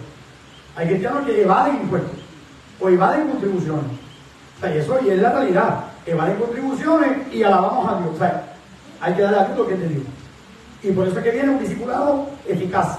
Porque si yo escucho eso y no lo pongo en práctica, estoy siendo simplemente un discípulo que está escuchando, aprendiendo, me gustó, pero no está haciendo el efecto en mí. Tiene que ser un llamamiento a un discipulado eficaz. Y eso es lo que Dios está haciendo ahora, haciendo un llamado a los creyentes a ser un discípulo, pero que tenga el efecto en nuestro corazón. Porque no hacerlo así de esa manera, ¿sabes lo que está pasando? Simplemente estoy siendo un simple oyente, no un hacedor de la palabra del Señor. O si estoy dando impuestos, estoy por otro lado evadiendo porque estoy tapando, vamos a ver claro. O sea, estoy robándome por otro lado porque no quiero reportar esto, no quiero reportar aquello. Es más, aunque usted no cobre lo suficiente como para rendir planilla, usted tiene que rendir la planilla aunque sea en cero. Porque es un requisito. ¿O me equivoco? Tiene que rendir la planilla, ¿verdad? Aunque sea cero. ¿No? Ya no. Ok, pero hubo un tiempito que yo había entendido que sí, que se lo maneja usted la correntidad hasta en cero. Más de cierta cantidad. Pero hay personas que no ponen esto, no ponen aquello, no me conviene. ¿Por qué? Porque estamos evadiendo impuestos. O sea, eso es lo que se hace. En la iglesia se llamaría diezmo. Personas que evaden el diezmo. Pero eso ya es a cada cual. Pues así que está Dios llamando a un llamamiento. Está haciendo un llamado. Estamos hablando de que Dios está llamándonos a que dijimos el martes. A una relación más íntima con Dios. Para poder entonces arrepentirnos y humillarnos ante Dios. ¿Para qué? Para que el Espíritu Santo se derrame para entonces irnos en el arrebatamiento. Pues esto es parte del llamamiento de un discipulado eficaz.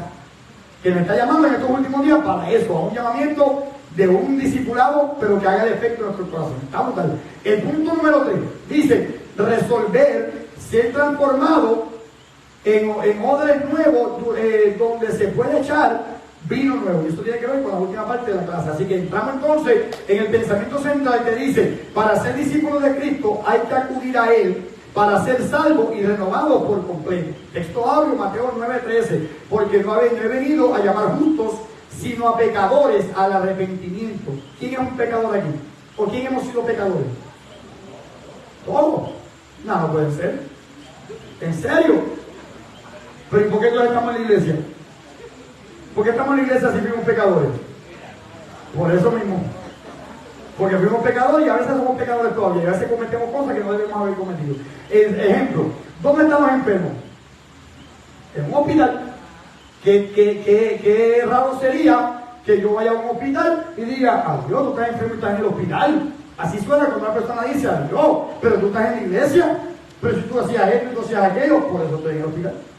Porque necesito ser curado. O sea que a Jesús compara entonces el enfermo con el pecador. Lo que está diciendo, como el enfermo necesita ir al hospital y ser atendido por un doctor para que le recete un medicamento, así el pecador necesita venir a la iglesia para escuchar de Jesús la medicina que puede salvar su alma. ¿Sabe cuándo vi eso? Ahora. O sea que es la misma comparación. Hospital, iglesia. Enfermo, pecador. Doctor, Jesucristo. Medicina, la palabra. Para que nos ayude entonces a curar nuestro mal. Por eso cuando usted le diga que la iglesia está llena de hipócritas, como dicen por allá. Pero tú vas a la barra y siguen habiendo hipócritas, tú vas al trabajo, hay hipócritas, tú vas a cualquier lado, hay hipócritas. ¿Y por qué tiene que ser en la iglesia? Porque como se dice, y eso. No dicen que es mormón, y eso, que es musulmán, y eso, que es ateo, y eso, que se viste de Barbie. No dicen eso. Y eso, que es cristiano. ¿Por qué? Porque saben la diferencia entre nosotros y los demás. O sea que cuando están diciendo cosas de esa forma, dicen, no es normal que tú estés actuando de esa manera. Así que ese es el llamado de Dios a nosotros, a que seamos diferentes. Esto yo creo que lo vamos a ver como a las 11, Angelina. Hay que aprovechar. Exactamente. O sea, esta es la medicina que Dios me da para mantenerme sano. ¿Y qué le dicen en la medicina? Tómate las cada cuánto. Cada 8 horas. 3 tabletas al día, 1 en la mañana, 1 en la tarde y 1 en la noche antes de acostarte. ¿Pues qué dice la Biblia? Hay que orar en la mañana y al mediodía y en la noche. Hay que leer la Biblia en la mañana, en la mediodía y en la noche. Esa es la medicina que nos ayuda. Pero si yo no me tomo la medicina, vamos a seguir hablando de eso. Yo no me tomo la medicina, el doctor me la dio. La busqué, como ustedes pueden ver en casa, yo tengo todas las pastillas metidas en el mismo potecito, la busqué, las compré, están ahí completitas. No me las he tomado. ¿Cómo yo pretendo que el azúcar me baje? Y me quejo cuando amanezco con náusea. Y me quejo porque amanecí mareado. Y me quejo porque cuando me la chequeé la tenía en 400. Pero si no me tomo la pastilla, no me meto la insulina, cuando yo pretendo que el azúcar me baje, de hecho, pues ya tenía 137, ¿vale? Así que yo creo que me merezco un reconocimiento. 127. Wow, hace años, desde chiquito, desde bebé, yo creo que no va a tener 127. Así que, si me da el doctor la medicina y no me la tomo las veces que me dice, ¿cómo pretendo mejorarme? Pues si voy a Cristo y me da la palabra y no la estudio durante todo el día, ¿cómo pretendo que mi vida cambie? Es lo mismo. O sea que estamos hablando de una comparación de algo físico con algo espiritual, conocido como parábola de nuestros días, que podemos entonces relacionarla. Para que por lo menos podamos entonces entender a lo que Jesucristo se está refiriendo, como dice, es exactamente igual. Es exactamente igual. El doctor me dijo, es que tienes este problema, pero métete palabra en la mañana, métete palabra en la tarde, métete palabra en la noche, medita en ella de día y de noche, para que guardes y hagas conforme a todo lo que en ella está hablando, está escrito. O sea, me está dando la receta y me toca entonces a mí ir a la farmacia, coger el medicamento y meterme el medicamento. ¿Por qué? Porque el doctor ya me dio la receta de cuál es el problema que estoy teniendo. Y me está diciendo, métete en la Biblia, que ahí está la doctrina. Y ahora me toca a mí meterme en la doctrina en el corazón. Como yo siempre digo, por ojo, nariz y boca. Por eso el salmista decía en Salmo 32, creo que era, o 33, dice, de tarde, de mañana y a mediodía oraré a ti. Daniel oraba 3 veces al día mirando hacia Jerusalén. En el Salmo capítulo 1 dice, sino que en la ley de Jehová está su delicia, en su ley medita. Y a Josué Dios le dijo lo mismo, le dice, nunca se apartará de tu boca este libro de la ley, sino que de día meditarás en él. O sea, es una receta que Dios nos ha dado, pero de nada vale yo tener la receta. Es más, comprar el medicamento, la Biblia último modelo, que está bien bonita, con cuero, y tiene el zipper por todo esto acá, y la dejo en casa como un amuleto de buena suerte. No me hace el efecto. Tengo que entonces meterme en ella, tomarme el medicamento todo el día para que haga el efecto que tiene que estar haciendo. Está brutal. Y todavía estamos en el objetivo. Eso es lo mismo que pasa cuando nos dan un medicamento. Si no te tomas el medicamento, ¿verdad? Como dice, ¿verdad? Te lo recomienda el médico, no vas a tener efecto. Por lo tanto, si nosotros leemos la Biblia un día sí, otro día no, pues tampoco vamos a tener. No va a ser el efecto. Pero si me la tomo todos los días, como dice el médico, ¿qué va a pasar conmigo? Pues si me meto una palabra todos los días, como me dice la palabra del Señor, va a ser el efecto en mi corazón. Voy a ser un discípulo eficaz, que hace lo que Dios quiere que yo haga. Así que vamos entonces a la clase de todo como tal. Está bueno, esto está bueno. Ana Bruni. La palabra dice que tenemos que renovar nuestro entendimiento a través de la palabra, porque cuando llegamos a Jesucristo como Salvador de nuestra vida, somos nuevas criaturas. Exacto. Entonces somos como bebés espirituales y la mente espiritual no esperada es la palabra. Es la palabra. Renovar la mente, es decir, aprender lo nuevo. Exacto. Para entonces sacar todo lo que era de la vieja criatura y entonces podamos saber cuál es el camino al Cristo. Exactamente. Una vez yo le di a ustedes, y se lo voy a mañana a los jóvenes, ayer y si se me olvida prisa, acuérdame. Le voy a dar a los jóvenes esta dinámica que yo me enseño en la prisión.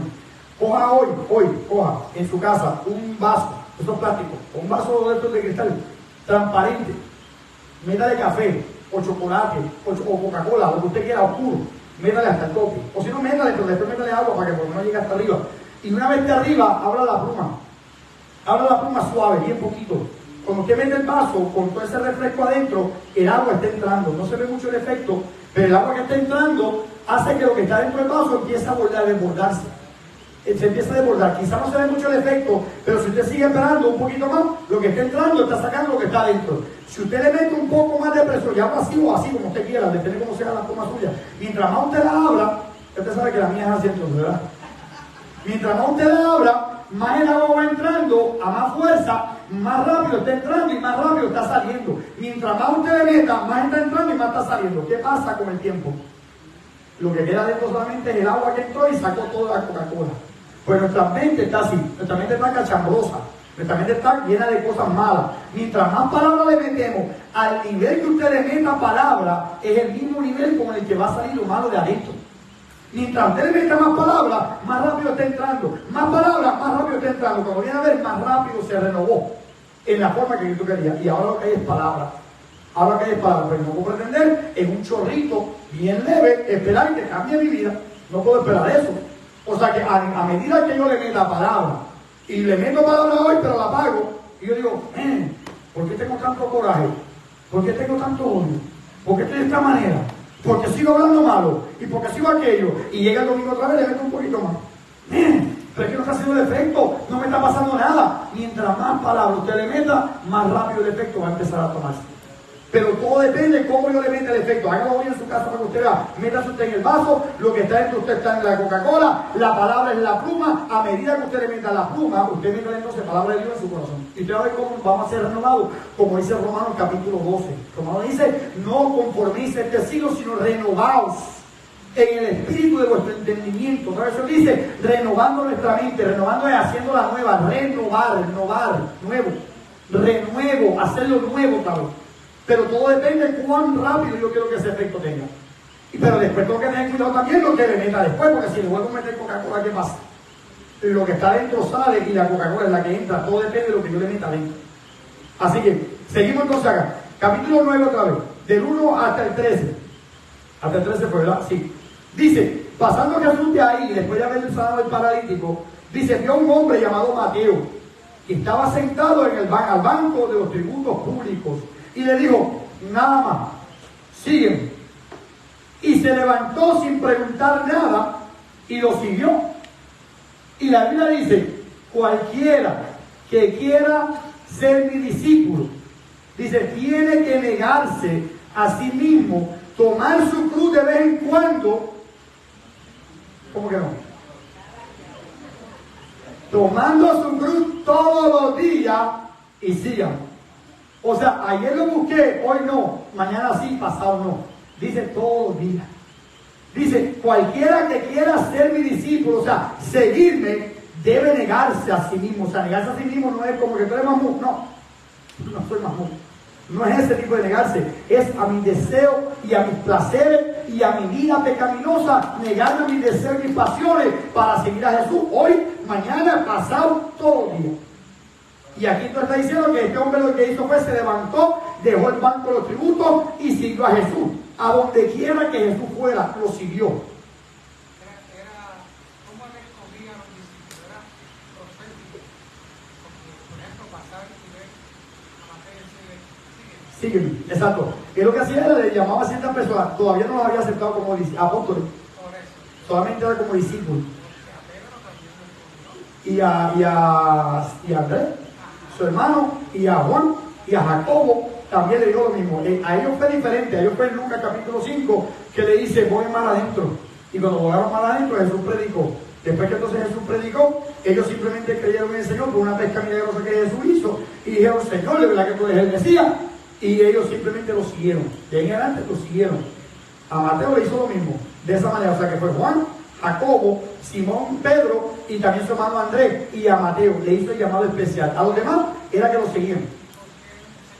Es un llamado especial que él hacía porque él sabía que podía usar la vida de esa persona para algo. Por ejemplo, a Jacobo, a Juan, a Simón y a Andrés era porque ellos eran pescadores. ¿Y qué dice? ¿Qué quería decir Jesús con eso? Voy a llamar a estos cuatro pescadores, me dejaron montar en la barca, vieron mi milagro, creyeron en mí como el Señor. Les voy a decir, sígueme porque los voy a hacer pescadores de hombres.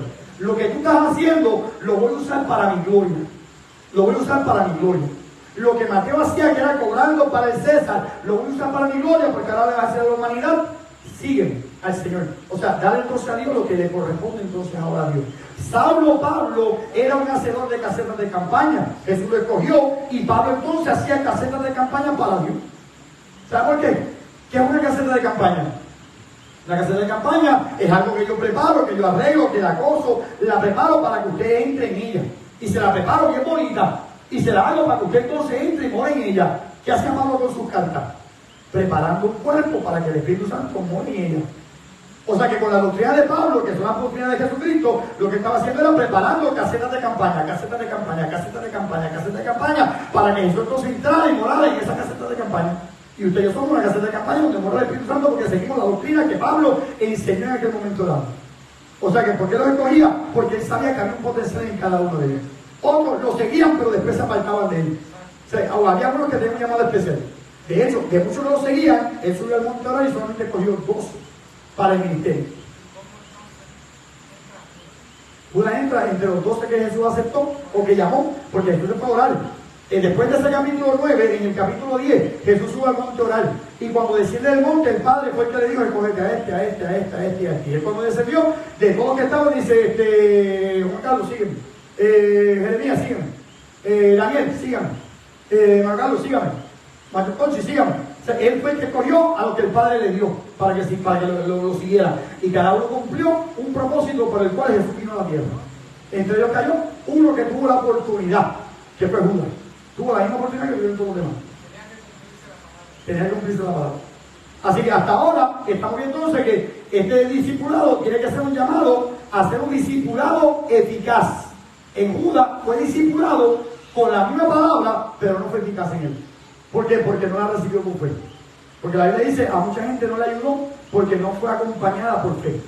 Y Judas no tenía la fe directamente ahí. Por eso fue que lo prefirió simplemente vender a Jesús por moneda. ¿Estamos hasta ahí? Vamos,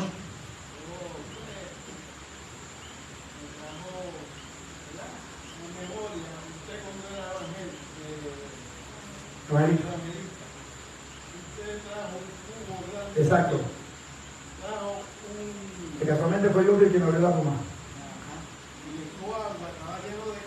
Exacto. Exacto, se veía.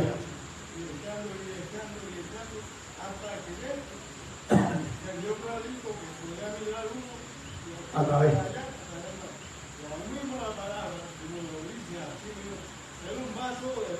Exacto. Exacto. Porque hay veces que el vaso está muy limpio. Exacto. Pero cuando usted lo pone aquí, Apeste. Sí, apeste a otra cosa. ¿Es verdad? Eso es verdad. Si tú quieres hacer un vaso de honra, tiene que ser Limpiarse un vaso que se limpia, que se limpia. Una palabra. Exactamente. Exactamente. De hecho, después que usted le sigue echando agua, que solamente está agua limpia adentro, ¿sabe lo que está haciendo el agua que está saliendo? Limpiándolo por fuera. Ahora es que la gente ve lo que está dentro de su corazón. Porque se está limpiando por dentro y ya está entrando tanto que por fuera se sigue limpiando. Está brutal, ¿verdad? Lo que estamos aprendiendo hoy, digo, lo que yo estoy aprendiendo hoy, no sé si estoy aprendiendo, pero lo que estoy aprendiendo hoy es una cosa increíble, algo bien bonito que me enseña cómo es que Dios quiere que yo sea. No simplemente un oidor, sino que es dejar lo que estoy haciendo atrás. Vuelvo y repito, no vuelvo a ver nuevamente a Leví sentadito en el banco de los tributos. Y después cuando veas a su ángel, pues espérate, este problema, atiéndeme aquí. Y se ha por otro lado. Él cambió drásticamente, cambió completamente, dejó lo que era antes y ahora sigo para adelante. Pablo lo dice de otra manera. Pablo dice: de modo que si alguno nueva criatura es, las cosas viejas pasaron. Ese es el cambio que tiene que haber en nosotros. Ese es el discipulado eficaz que tiene que haber en cada uno de nosotros. Pues Mateo lo siguió y dice: y aconteció que estando él sentado a la mesa en la casa, porque rápido Mateo lo invitó a entrar. Una vez Jesús le dice: sígueme, Mateo lo invita a entrar. Una vez Jesús le dice: usted sígueme, usted lo invita a entrar en su casa. Esta es su casa, su caseta de campaña. Y dice que es aquí que muchos publicanos y pecadores que habían venido se sentaron juntamente a la mesa con Jesús y sus discípulos. O sea que automáticamente Mateo lo mete en la casa y con él vienen entonces publicanos y también vienen entonces pecadores. Cuando dice pecadores, quiere decir que podían haber hecho cualquier otra cosa que era pecado. Eran personas que reconocían que son pecadores y no merecen la misericordia de Dios. Y los publicanos eran igual que Mateo, que lo conocían, vieron el cambio en Mateo y dijeron: claro que tiene que haber algo más. Porque ahora Mateo dejó esto y ahora Mateo está siguiendo al Señor. Algo tiene que tener ese hombre que está ahí. Déjame escuchar qué está diciendo. Y cuando escuchaban lo que estaba diciendo, muchos creían en Jesús. Por causa del testimonio que Mateo había cambiado. Mire el efecto que causa en que ni hay un discipulado eficaz. Que ni la palabra de Dios entre y cambie mi vida, que cuando otros me vean tienen que decir: ahí tiene que haber, está pasando algo.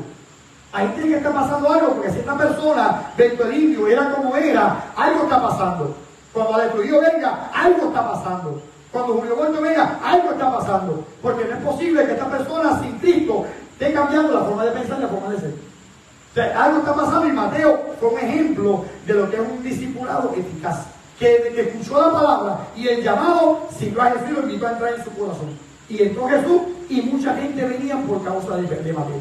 Y dice entonces el versículo 11: cuando vieron esto, los religiosos, hipócritas, fariseos, dijeron a los discípulos: ¿por qué come vuestro maestro con los publicanos y los pecadores? Dios, él no sabe que eso no se puede hacer. Él no sabe que no puede tocar a esa persona. Nosotros nos juntamos con los pecadores y con los publicanos. Y tu maestro que se está diciendo que él es tan santo, es más, que él hace tantos milagros y está enseñando un camino diferente. Tú me estás diciendo que él come con ellos a la mesa. No solamente lo recibe, sino que se sienta a comer. ¡Qué barbaridad es esa! Así están los religiosos hipócritas que simplemente están con una apariencia por fuera, pero en su corazón están negando al Señor. ¿Y sabe qué? En las iglesias pasa mucho eso, donde nos miramos por la parte de las cosas de afuera y no dejamos de ver las cosas que están por dentro. Que Dios no mira como el hombre ve, sino que Dios mira más allá. Dios ve el corazón, como decía en el tiempo de 1 Samuel capítulo 16, cuando a David, que cuando Jesús lo llamó, dice: no lo hunda, no te atrevas, no mires lo alto y lo fuerte que eres por fuera, porque yo lo desecho, porque Jehová no ve lo que el hombre ve, Jehová ve el corazón, mas el hombre ve lo que está de frente a él. O sea que estos hipócritas lo que hacen son pecadores, pero Jesús que estaba diciendo simplemente que están viviendo. Yo no puedo echarlo fuera. El que a mí viene, yo no lo voy a echar fuera.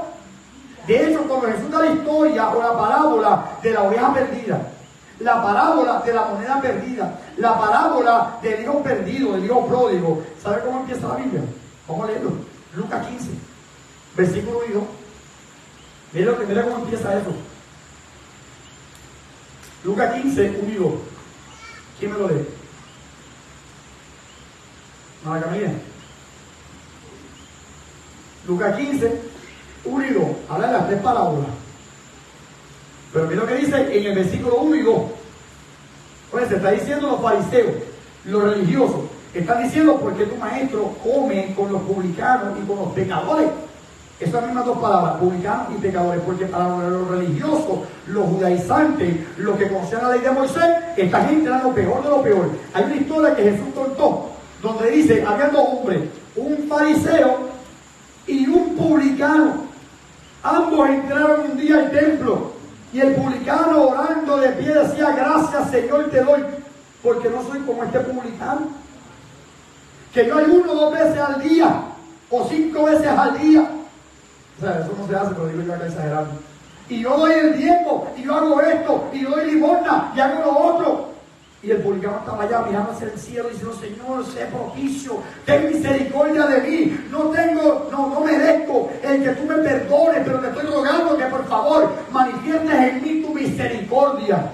Y le pregunta a las personas y le dice: ¿cuáles de los dos fueron justificados? ¿El que guarda la ley y que dice que él no es como el publicano? ¿O el publicano que está diciendo: no lo merezco, pero te pido misericordia? ¿Cuál de los dos se fue justificado delante de ese día? Y le dijeron: creo que el que se fue entonces y se humilló delante de Dios y pidió perdón. Correcto, vete a lo mismo. O sea que le está diciendo el Señor: no es por fuera, él no mira por fuera, él no ve la vestimenta con la que yo vengo por fuera, que estoy así con una filáctera bien arriba, él no ve que yo estoy orando: ¡oh, Jehová! Y cambio la voz y todo. Y cambio la voz y le digo los nombres en hebreo: ¡oh, Yahashua, Adonai, Shalom! Y me empiezo a mencionar todos los nombres que no tienen nada que ver uno con el otro. O sea que eso no es lo que él ve, es lo que ve el corazón humillado, porque al corazón contrito y humillado es lo que Dios no desprecia. Aquel fariseo religioso hipócrita lo que estaba era simplemente diciendo: Señor, yo soy justo, escúchame a mí. Y no lo miraba y decía: está más pecador que aquel, se está criticando a él. Y el otro fue el que se fue, no importa los pecados que hubiera cometido. Aquel fue perdonado en ese momento y fue escuchado por mí. No es la religiosidad, de religiosidad está llena la iglesia. Y cuando digo la iglesia, estoy hablando a nivel mundial. No sé qué cuando yo digo iglesia es necesariamente esta. De religiosidad está llena el mundo completo en la iglesia. Y religiosidad lo que ha hecho es, ha sacado más gente que entraba. La religiosidad lo que hace es saca a alguien que viene buscando de Dios y simplemente porque vino vestido de una manera, ya se lo criticaba y la persona se fue. ¿Qué entonces ayudó la religiosidad? No ayudó en nada. A mí me cuestionan, porque ciertas veces vienen personas vestidas de una manera, yo le digo: porque eso le corresponde a Dios, no me corresponde a mí. Eso le corresponde a Dios. Mi parte es predicar la palabra y enseñar la palabra como está escrita. Dios se encarga de cambiar a la persona. Ahora, no van a aparecer acá al frente hasta que no se vea el cambio real. Pero por lo menos allá afuera, a mí no me interesa, sea Dios el que haga el cambio que tenga que hacer. Y vuelvo y digo, me lo critican, pero es real. La religiosidad lo que ha hecho es, ha apartado más gente que mete más gente en la iglesia. La religiosidad lo que hace es, le mete por el codo: no, porque esto es mío, salte para allá. Y la pobre persona vuelve nuevamente y se va por religiosidad. Y aquí, los religiosos, Dios decía: no me impresiona tu religiosidad. Lo que impresiona es una persona que conoció su pecado y lo reconoció, lo confesó y se apartó, alcanzó misericordia. Porque la Biblia dice: cualquiera que confiesa su pecado y se aparta del pecado, alcanzará misericordia. No dice el religioso. Está hablando del que de verdad se arrepiente y se humilla delante de Dios. Eso es un discipulado eficaz. ¿Quién iba a leer el versículo que iba a leer? Hasta se me olvidó. 15, 1 y 2. 1 y 2. Chequéese. Aquí dice, ¿por qué tu maestro come con los publicanos y los pecadores? Chequéese lo que dice ahí. Se acercaban a Jesús todos los publicanos y pecadores Los mismos dos, para oírlo. el mismo grupo. Ajá. Y los fariseos y los escribas Las mismas personas también religiosas. Sigue. murmuraban diciendo, este a los pecadores recibe y con ellos come. No está hablando del mismo capítulo, aunque aquel es Lucas, este es Mateo, los eventos no son los mismos, porque el evento del llamamiento de Lucas, de Mateo, es en Lucas 5. Y aquí estamos en el capítulo 15 ya de Lucas. O sea, Lucas 5, pero en Lucas 5 es el llamamiento de Mateo. Y ahora estamos en Lucas 15, o sea, han pasado 10 capítulos, han pasado unos cuantos meses o años. En el capítulo 5 al capítulo 15, o sea, en el evento que estamos viendo ahora, el llamamiento de Mateo, en el capítulo 8 de Mateo, no es, pero es el mismo de Lucas, capítulo 5. O sea que Lucas 15 ha pasado un tiempo. Pues no es el mismo evento. Y los fariseos siguen diciendo lo mismo. Tu maestro recibe a los pecadores y con ellos comen, porque recibía a los publicanos y los fariseos, los mismos dos grupos y los mismos fariseos. Y usted sabe por qué Jesús entonces le da la parábola de la oveja perdida, de la moneda perdida y del hijo perdido. Porque los publicanos y los pecadores que venían a Jesús era esa oveja perdida que cuando Jesús vino los encontró. Porque los publicanos y los pecadores eran esa moneda perdida que Jesús vino a barrer la tierra para buscarla y encontrarla. Porque los publicanos y los pecadores eran el hijo que se había apartado y se había vuelto del Señor, y de repente cuando se encontró en su condición regresó a casa y está a los pies del maestro escuchando la palabra del Señor, el hijo pródigo.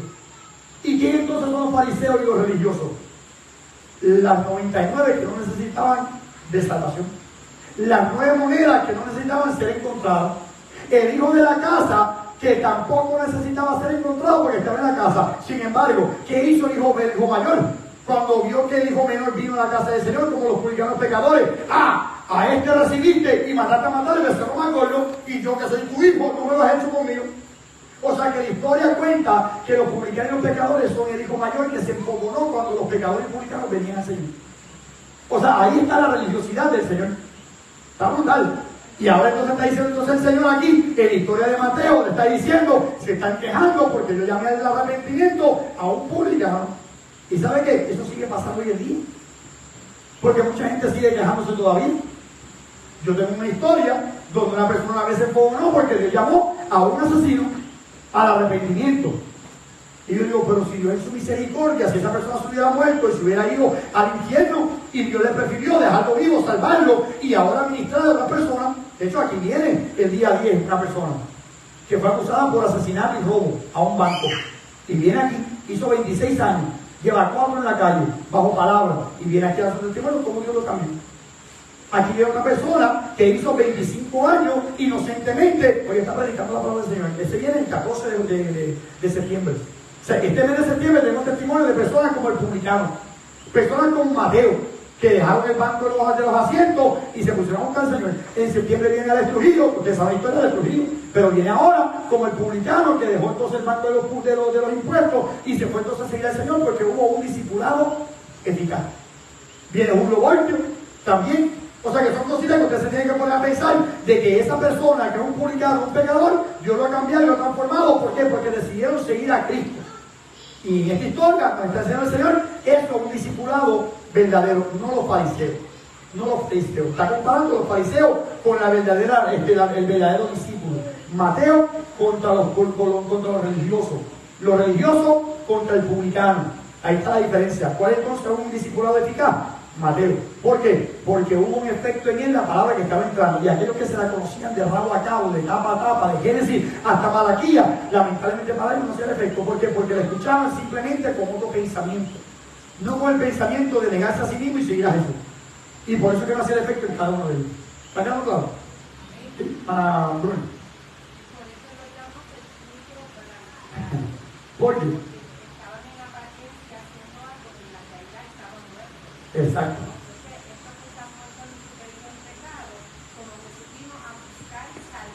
Exacto. Exactamente. Y Y ahí está la diferencia. Cuando dice sepulcro blanqueado, es que usted puede ir al cementerio y usted pinta el sepulcro y dice, qué lindo quedó, pero ¿qué hay adentro? Un muerto, un cuerpo muerto. O sea, automáticamente, simplemente lo que está ahí es un cadáver, pero está por fuera bien lindo. Jesús le decía, así están ustedes. Por fuera están bien blanqueados, bien bonito que se ven, una apariencia brutal, conocen la palabra, se levantan a orar, ayunan 2 veces a la semana, pero están muertos por dentro. Y este que está pecador, que por fuera se ve mal, por dentro ha vuelto a la vida. Porque para eso apareció el Hijo del Hombre, a buscar y a hacer lo que se haya perdido. El gozo. Exactamente. Pues eso estaba de gozo, de fiesta, cuando Mateo se convirtió como el hijo pródigo cuando regresó. Había fiesta en esa casa, pues había fiesta en esta casa. Seguimos leyendo entonces el versículo 13, el 12, perdón. Dice, al oír esto Jesús les dijo, los sanos no tienen necesidad de médicos sino los enfermos. O sea, ustedes, según ustedes, no son pecadores, sí lo eran, es que no lo reconocían. Y dice Jesús, son los enfermos los que tienen necesidad de médicos, no los sanos. Y por eso ustedes no vienen a mí para que yo los sane, porque no se han dado cuenta que están enfermos. Pero este que se dio cuenta que está enfermo, me está siguiendo a mí, yo soy médico, él es enfermo, por ende, él es el que tiene necesidad de médico. Y sigue entonces diciendo el versículo 13, ir pues y aprended lo que significa misericordia quiero y no sacrificio, porque no he venido a llamar a justos, porque no hay ninguno, sino a pecadores, que somos todos, al arrepentimiento. Lo que Jesús está diciendo simplemente es, está citando un versículo. Jesús está citando una palabra en Oseas capítulo 6. ¿Quién me busca Oseas 6? Oseas está después de Daniel. Oseas capítulo 6. Estamos terminando. Y cuando una persona dice estoy terminando, ¿cuánto le falta, hermano Ricardo? Con media hora. Oseas 6 del 6 al 7. ¿Quién me lo lee? Oseas 6, María. Del 6 al 7. Escucha lo que dice.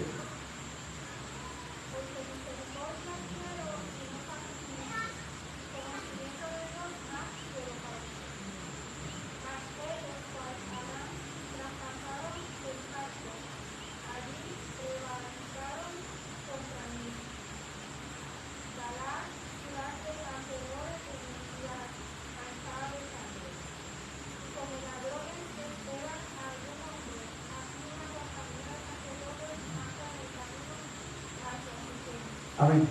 Léame ese otra vez, el 6. Sí.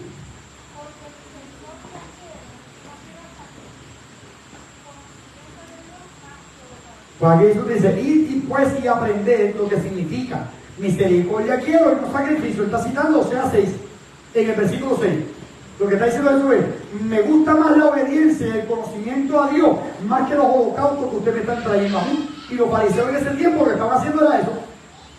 Lo que estaban haciendo era hacer más sacrificios para Dios, pero no tenían conocimiento de Dios. Estaban haciendo sacrificios y ofrendas para Dios y holocaustos, pero no tenían misericordia, porque cuando este pecador vino y se arrepintió, no tuviste misericordia, al contrario, lo criticaste. No hay misericordia ahí.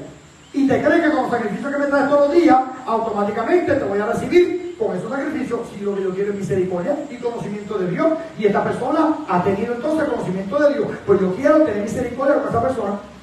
O sea que es lo que está atacando a esos fariseos era que venían con el animalito a ofrecérselo a Dios, venían con la vianda a ofrecérsela a Dios, pero cuando miraban a otro, miraban de reojo, de arriba para abajo, porque no tenían misericordia. Y lo hacían porque no tenían conocimiento de Dios, porque no conocían la palabra, pero no tenían relación con el Dios de la palabra. Exacto, lo ritual, porque eran religiosos. Y ahí es que está lo religioso. O sea, hoy en día la gente se quiere hacer más religioso que el mismo Papa. ¿Por qué se lo digo de esa manera? Porque hoy en día queremos meter a la iglesia más cosas que Dios nos pidió. Hoy mismo queremos tocar el chofar como para anunciar una profecía. Hoy nos queremos vestir en saco, en ropa de saco. Hoy nos queremos poner el talit, que es lo de los judíos para orar. Hoy nos queremos hacer una cosa que uno dice, ¿y de dónde Dios te mandó a hacer eso? Si es lo que Dios nos mandó y no lo hacemos, ¿por qué queremos hacer más de lo que Dios nos mandó a nosotros? Porque queremos tener apariencia de religiosidad.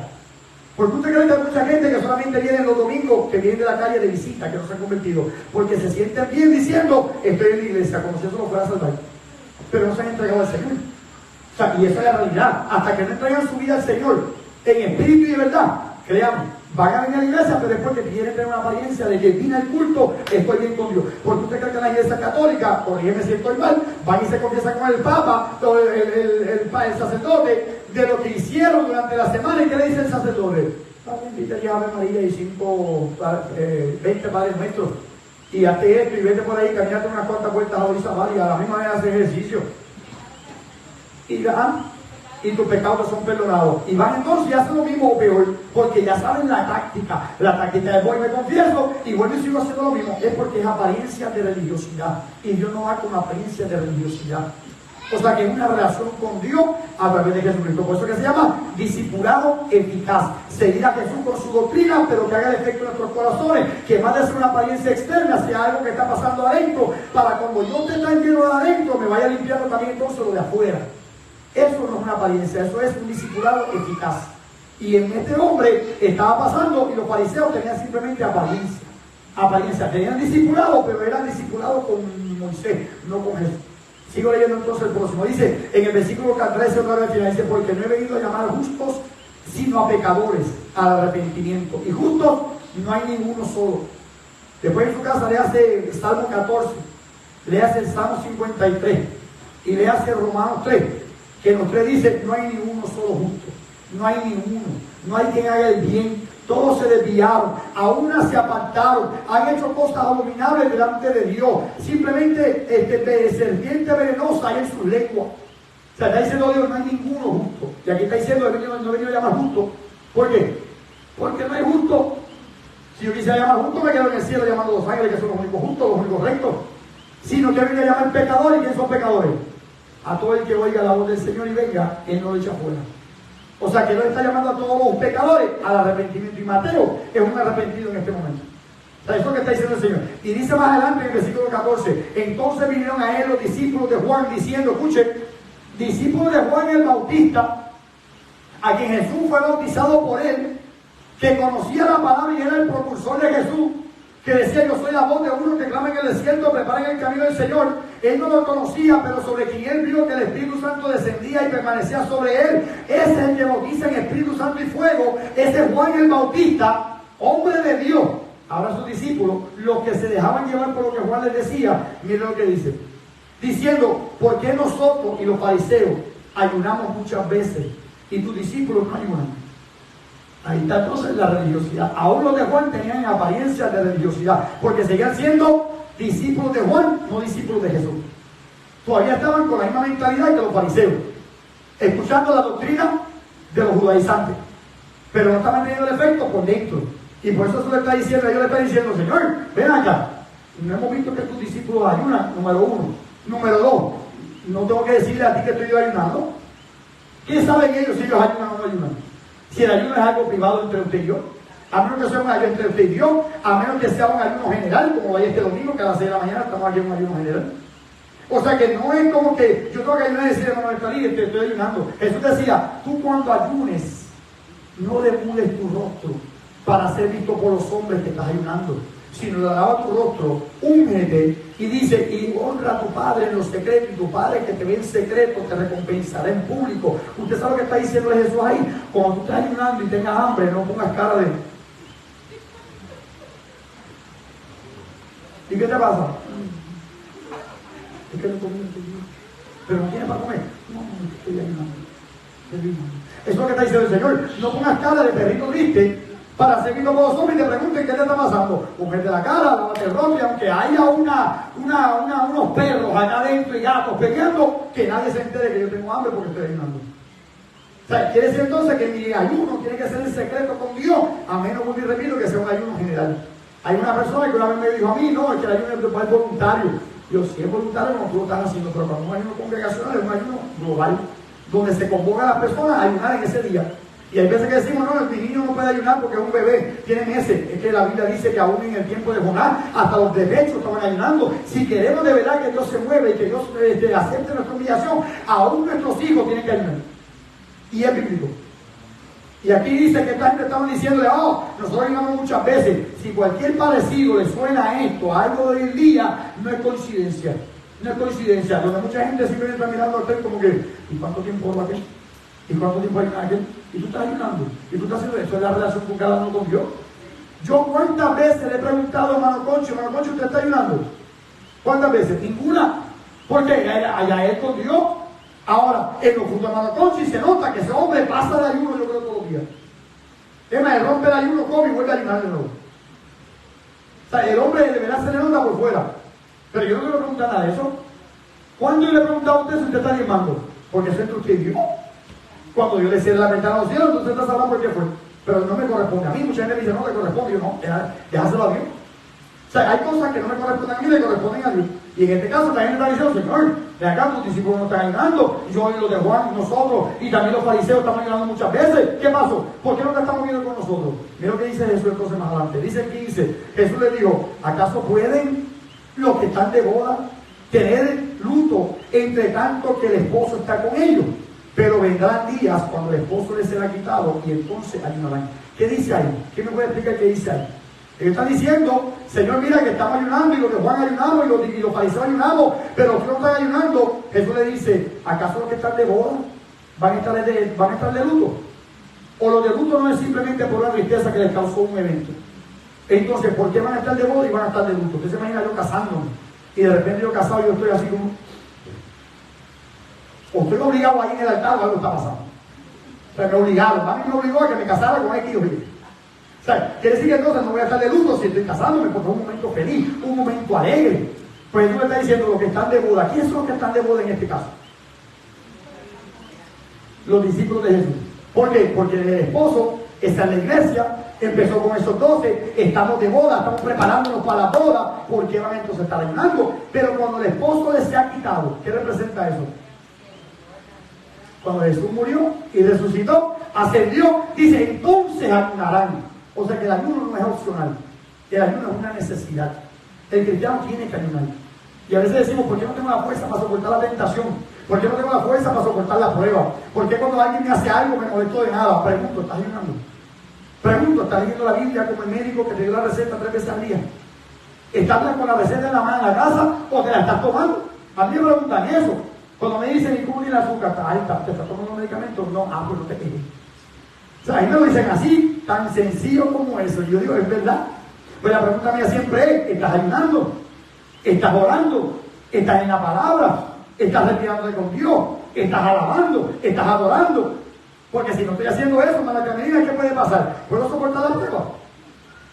Porque no me estoy metiendo con Dios, no estoy usando las herramientas que Dios me está dando. Yo estuve en tiroteo hasta Montepay, que es por allá por Río Piedra. Montepay no respetaba. Pero me tirotearon una vez que venían corriendo con los AK-47. Usted no sabe cómo eso se siente cuando vienen los AK-47 y las balas están sonando al lado suyo.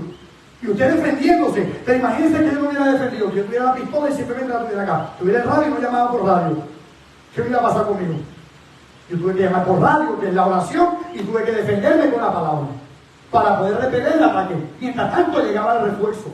Pues no puedo yo pretender que sin orar con el walkie-talkie y sin defenderme con la palabra pueda venir el refuerzo que Dios me va a enviar. O sea, tengo que estar orando y en la palabra constantemente para poder entonces repeler el ataque con el que estoy pasando.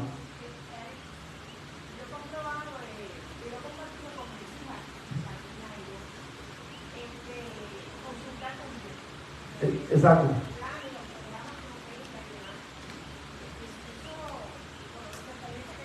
Y es bíblico. Reconócelo en todos tus caminos y Él enderezará tu vereda.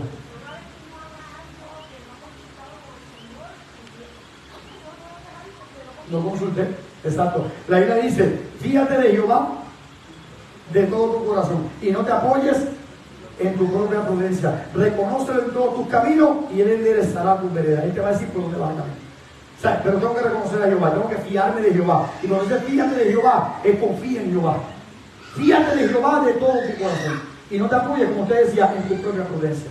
Así que en este caso, los discípulos están diciéndole a él, le están diciendo, mira, pero ¿qué está pasando? Es que ellos no quieren tener nada ahora porque estoy yo aquí, pero cuando Dios se ha quitado, Pedro, tienes que ayunar. O sea, Lucas, tienes que ayunar. Mateo, tienes que ayunar. Fulano, tienes que ayunar. O sea, Jesús le está diciendo, cuando Dios se ha quitado, ellos van a ayunar. Y mucha gente pretende o presumen de que el ayuno no es obligado, no es una opción. El ayuno no es opcional. El ayuno es un mandato. Si yo me quiero fortalecer con Dios y buscar intimidad con Dios, el ayuno es súper importante. Y es sumamente importante. Es una de las herramientas que Dios nos ha dado para soportar la prueba y la tentación. O sea que si ellos no estaban ayudando en ese momento, estaban ayudando criticando. Pero la comparación es, nota que estos son discípulos de Juan. Aquellos son discípulos de Moisés. Pero el único discipulado eficaz es el que seguían a Jesús. Son tres clases de maestros. Está Juan, está Moisés y está entonces Jesús. Moisés por supuesto ya había muerto, pero estaba la ley.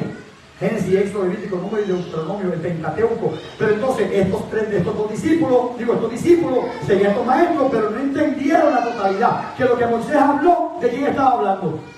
Jesús le dice, de mí habló Moisés. Y Juan tampoco ellos estaban entendiendo el mensaje de Juan, porque ¿qué? Juan identificó a Jesús. Este es el Cordero de Dios que quita el pecado del mundo. O sea que eran discípulos de oídas nada más, pero no estaban siendo eficaz porque no estaban entendiendo el mensaje de Dios, que es a través de Cristo Jesús. Porque no había un cambio en ellos, pero los 12 había un cambio en ellos. Y ahora Jesús da una comparación un poquito diferente. Mira lo que dice el 16. Nadie pone, y sigue el contexto, nadie pone remiendo de paño nuevo en vestido viejo, porque tal remiendo tira el vestido y se hace peor la rotura. Mira esto que está ahí. Hoy en día, quizás ese ejemplo no cae hoy, porque esto se está usando hoy. Un paño nuevo, un remiendo de paño nuevo en un vestido viejo, o en un pantalón viejo, o un pantalón roto. Yo me acuerdo cuando Mike me decía, tú no te bochornas, porque teníamos los pantalones que se rompían por el lado y uno tenía que coger, más lo rompía, Mike lo rompía. Hoy se venden más caros que un pantalón completo. Es peor, o sea, es al revés. Pues en este caso quizás hoy no se ve igual, pero en ese tiempo sí. En ese tiempo sí pasaba eso. Se rompía el pantalón y le poníamos un remiendo de esta manera. Vamos a ver con el otro remiendo más. Hay tres remiendos para que usted vea la diferencia. Dice, nadie pone un remiendo de paño nuevo en un vestido viejo o en un pantalón viejo. Sigue por ahí. Ese otro, mira qué cosa fea. Hasta de otro color. Y en aquel tiempo muy vivido se veía feísimo. Es más, se veía enrajoso. Yo no sé si usted ha visto, si usted se acuerda, algunos personajes que hacían papel de ambulante o lo que sea, usaban una vestimenta con muchos parchos. ¿Por qué? Porque estaba representando que soy tan pobre que no tengo para comprar un vestido nuevo. Pues tenía que remendarlo.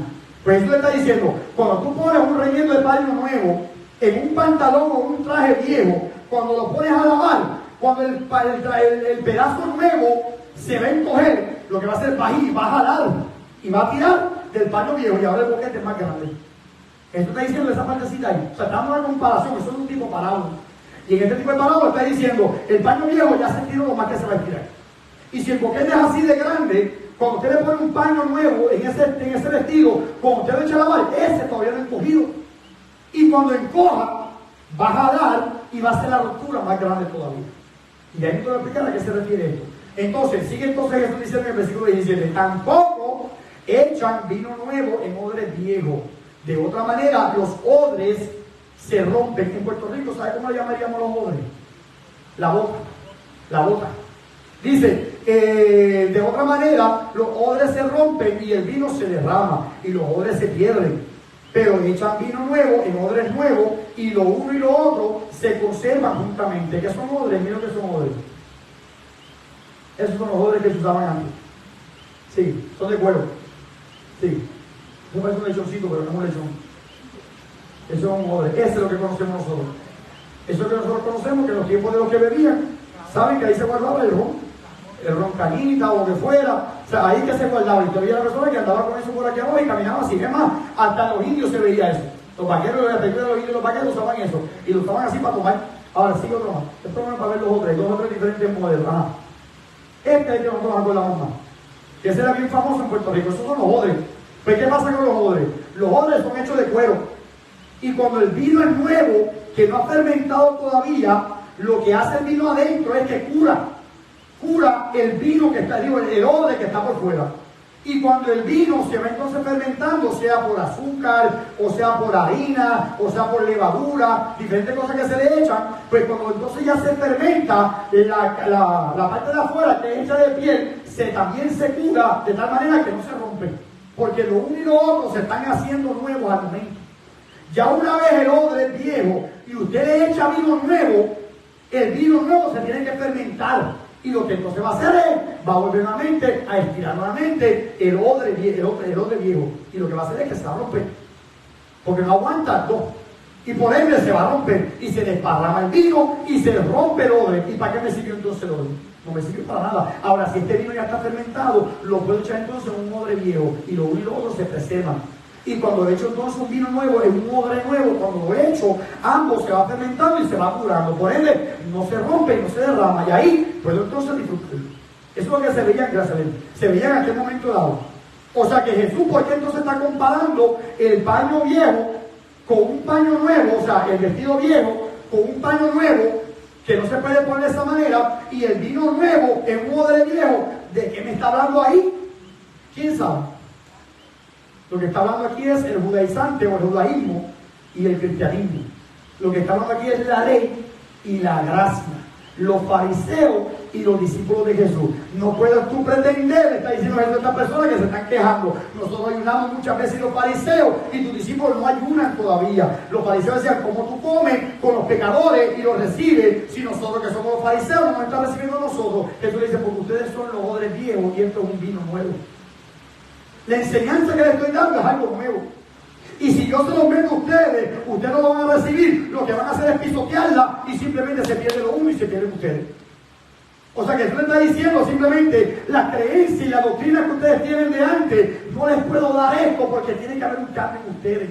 Tienen que volverse un odre nuevo para meterle doctrina nueva para que ambos se preserven, la doctrina y tú también te preserves. Está brutal. Y le está diciendo, y en un paño viejo como el de ustedes, que es la doctrina llena de muchos ritos religiosos, si yo le meto esto, lo que va a hacer es va a tirar y se va a volver peor entonces, porque ahora sí que creen menos. Pero en un vestido nuevo yo puedo comprar un paño nuevo. Porque cuando una cosa se encoja y la otra se encoge, ambas se cogen juntas. O sea que está comparando el vestido viejo con la doctrina vieja del judaísmo, con una doctrina nueva que Jesús le está metiendo a ellos. Y le está metiendo el odre viejo como la doctrina y los ritos religiosos que ellos tenían en el judaísmo, con una doctrina nueva de que Jesús es el Señor. Por eso está diciendo que estos son nuevos, por eso es que viene vieja criatura, nueva criatura. La vieja criatura no recibe las cosas que son del Espíritu, la nueva criatura recibe lo nuevo del Espíritu, para que ambas se presenten. O sea que esto que está diciendo Jesús se veía medio complicado. El momento usted lee y usted dice, pero ¿cómo puede ser esto? ¿A qué representa todo esto que está aquí? ¿A qué viene todo esto? ¿Qué tiene que ver el odre viejo con el vino nuevo? Simplemente, el vino causa gozo. Por eso está diciendo, la palabra que estoy metiendo en ese odre nuevo le va a causar tal gozo que los uno y los otros se van a preservar. Esto que está diciendo el Señor. O sea que la palabra del Señor es como el vino que alegra el corazón. El vino alegra el corazón, la palabra del Señor alegra el corazón del hombre. Es como el vino, en ese sentido. ¿Qué quiere decir entonces el Señor? Que en una criatura nueva, en alguien que ha nacido de nuevo, en un discípulo de Jesucristo como en Mateo, es un odre nuevo, le puede entonces entrar esta doctrina porque los dos se van a preservar. O sea que por eso que está diciendo un llamamiento a un discipulado efectivo, pero para eso tiene que ser un odre nuevo. Era un odre viejo, lo que significa simplemente es lleno de ritos religiosos, tienes que dejar esa creencia y volverte de nuevo. Tienes que nacer de nuevo. Por eso es que siempre me menciona nuevo, nueva criatura, un nuevo ser, una nueva persona, un nuevo nacimiento. ¿Por qué? Porque es un odre nuevo, con creencias nuevas acerca de Jesucristo. Las dos cosas se preservan, te causa gozo y no se desparrama y no se pierde. Eso es un llamamiento de un discipulado eficaz que Dios quiere que nosotros tengamos.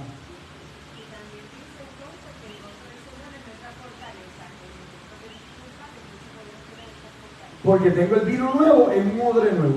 Exactamente. Y esa palabra que Dios me mete en el corazón me causa que su presencia esté conmigo. Y en su presencia está plenitud del gozo. Y el gozo del Señor, entonces mi fortaleza. O sea, el odre nuevo simplemente está diciendo las nuevas creencias en Cristo con lo que nosotros somos hoy, una nueva criatura.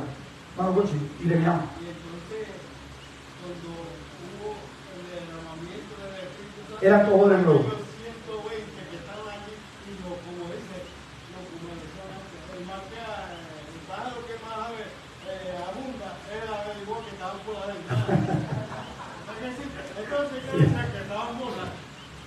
Exacto. Eran llenos del Espíritu Santo. Exactamente. O sea que ahí lo que estaba haciendo era lleno de tanta gente que eran odres viejos.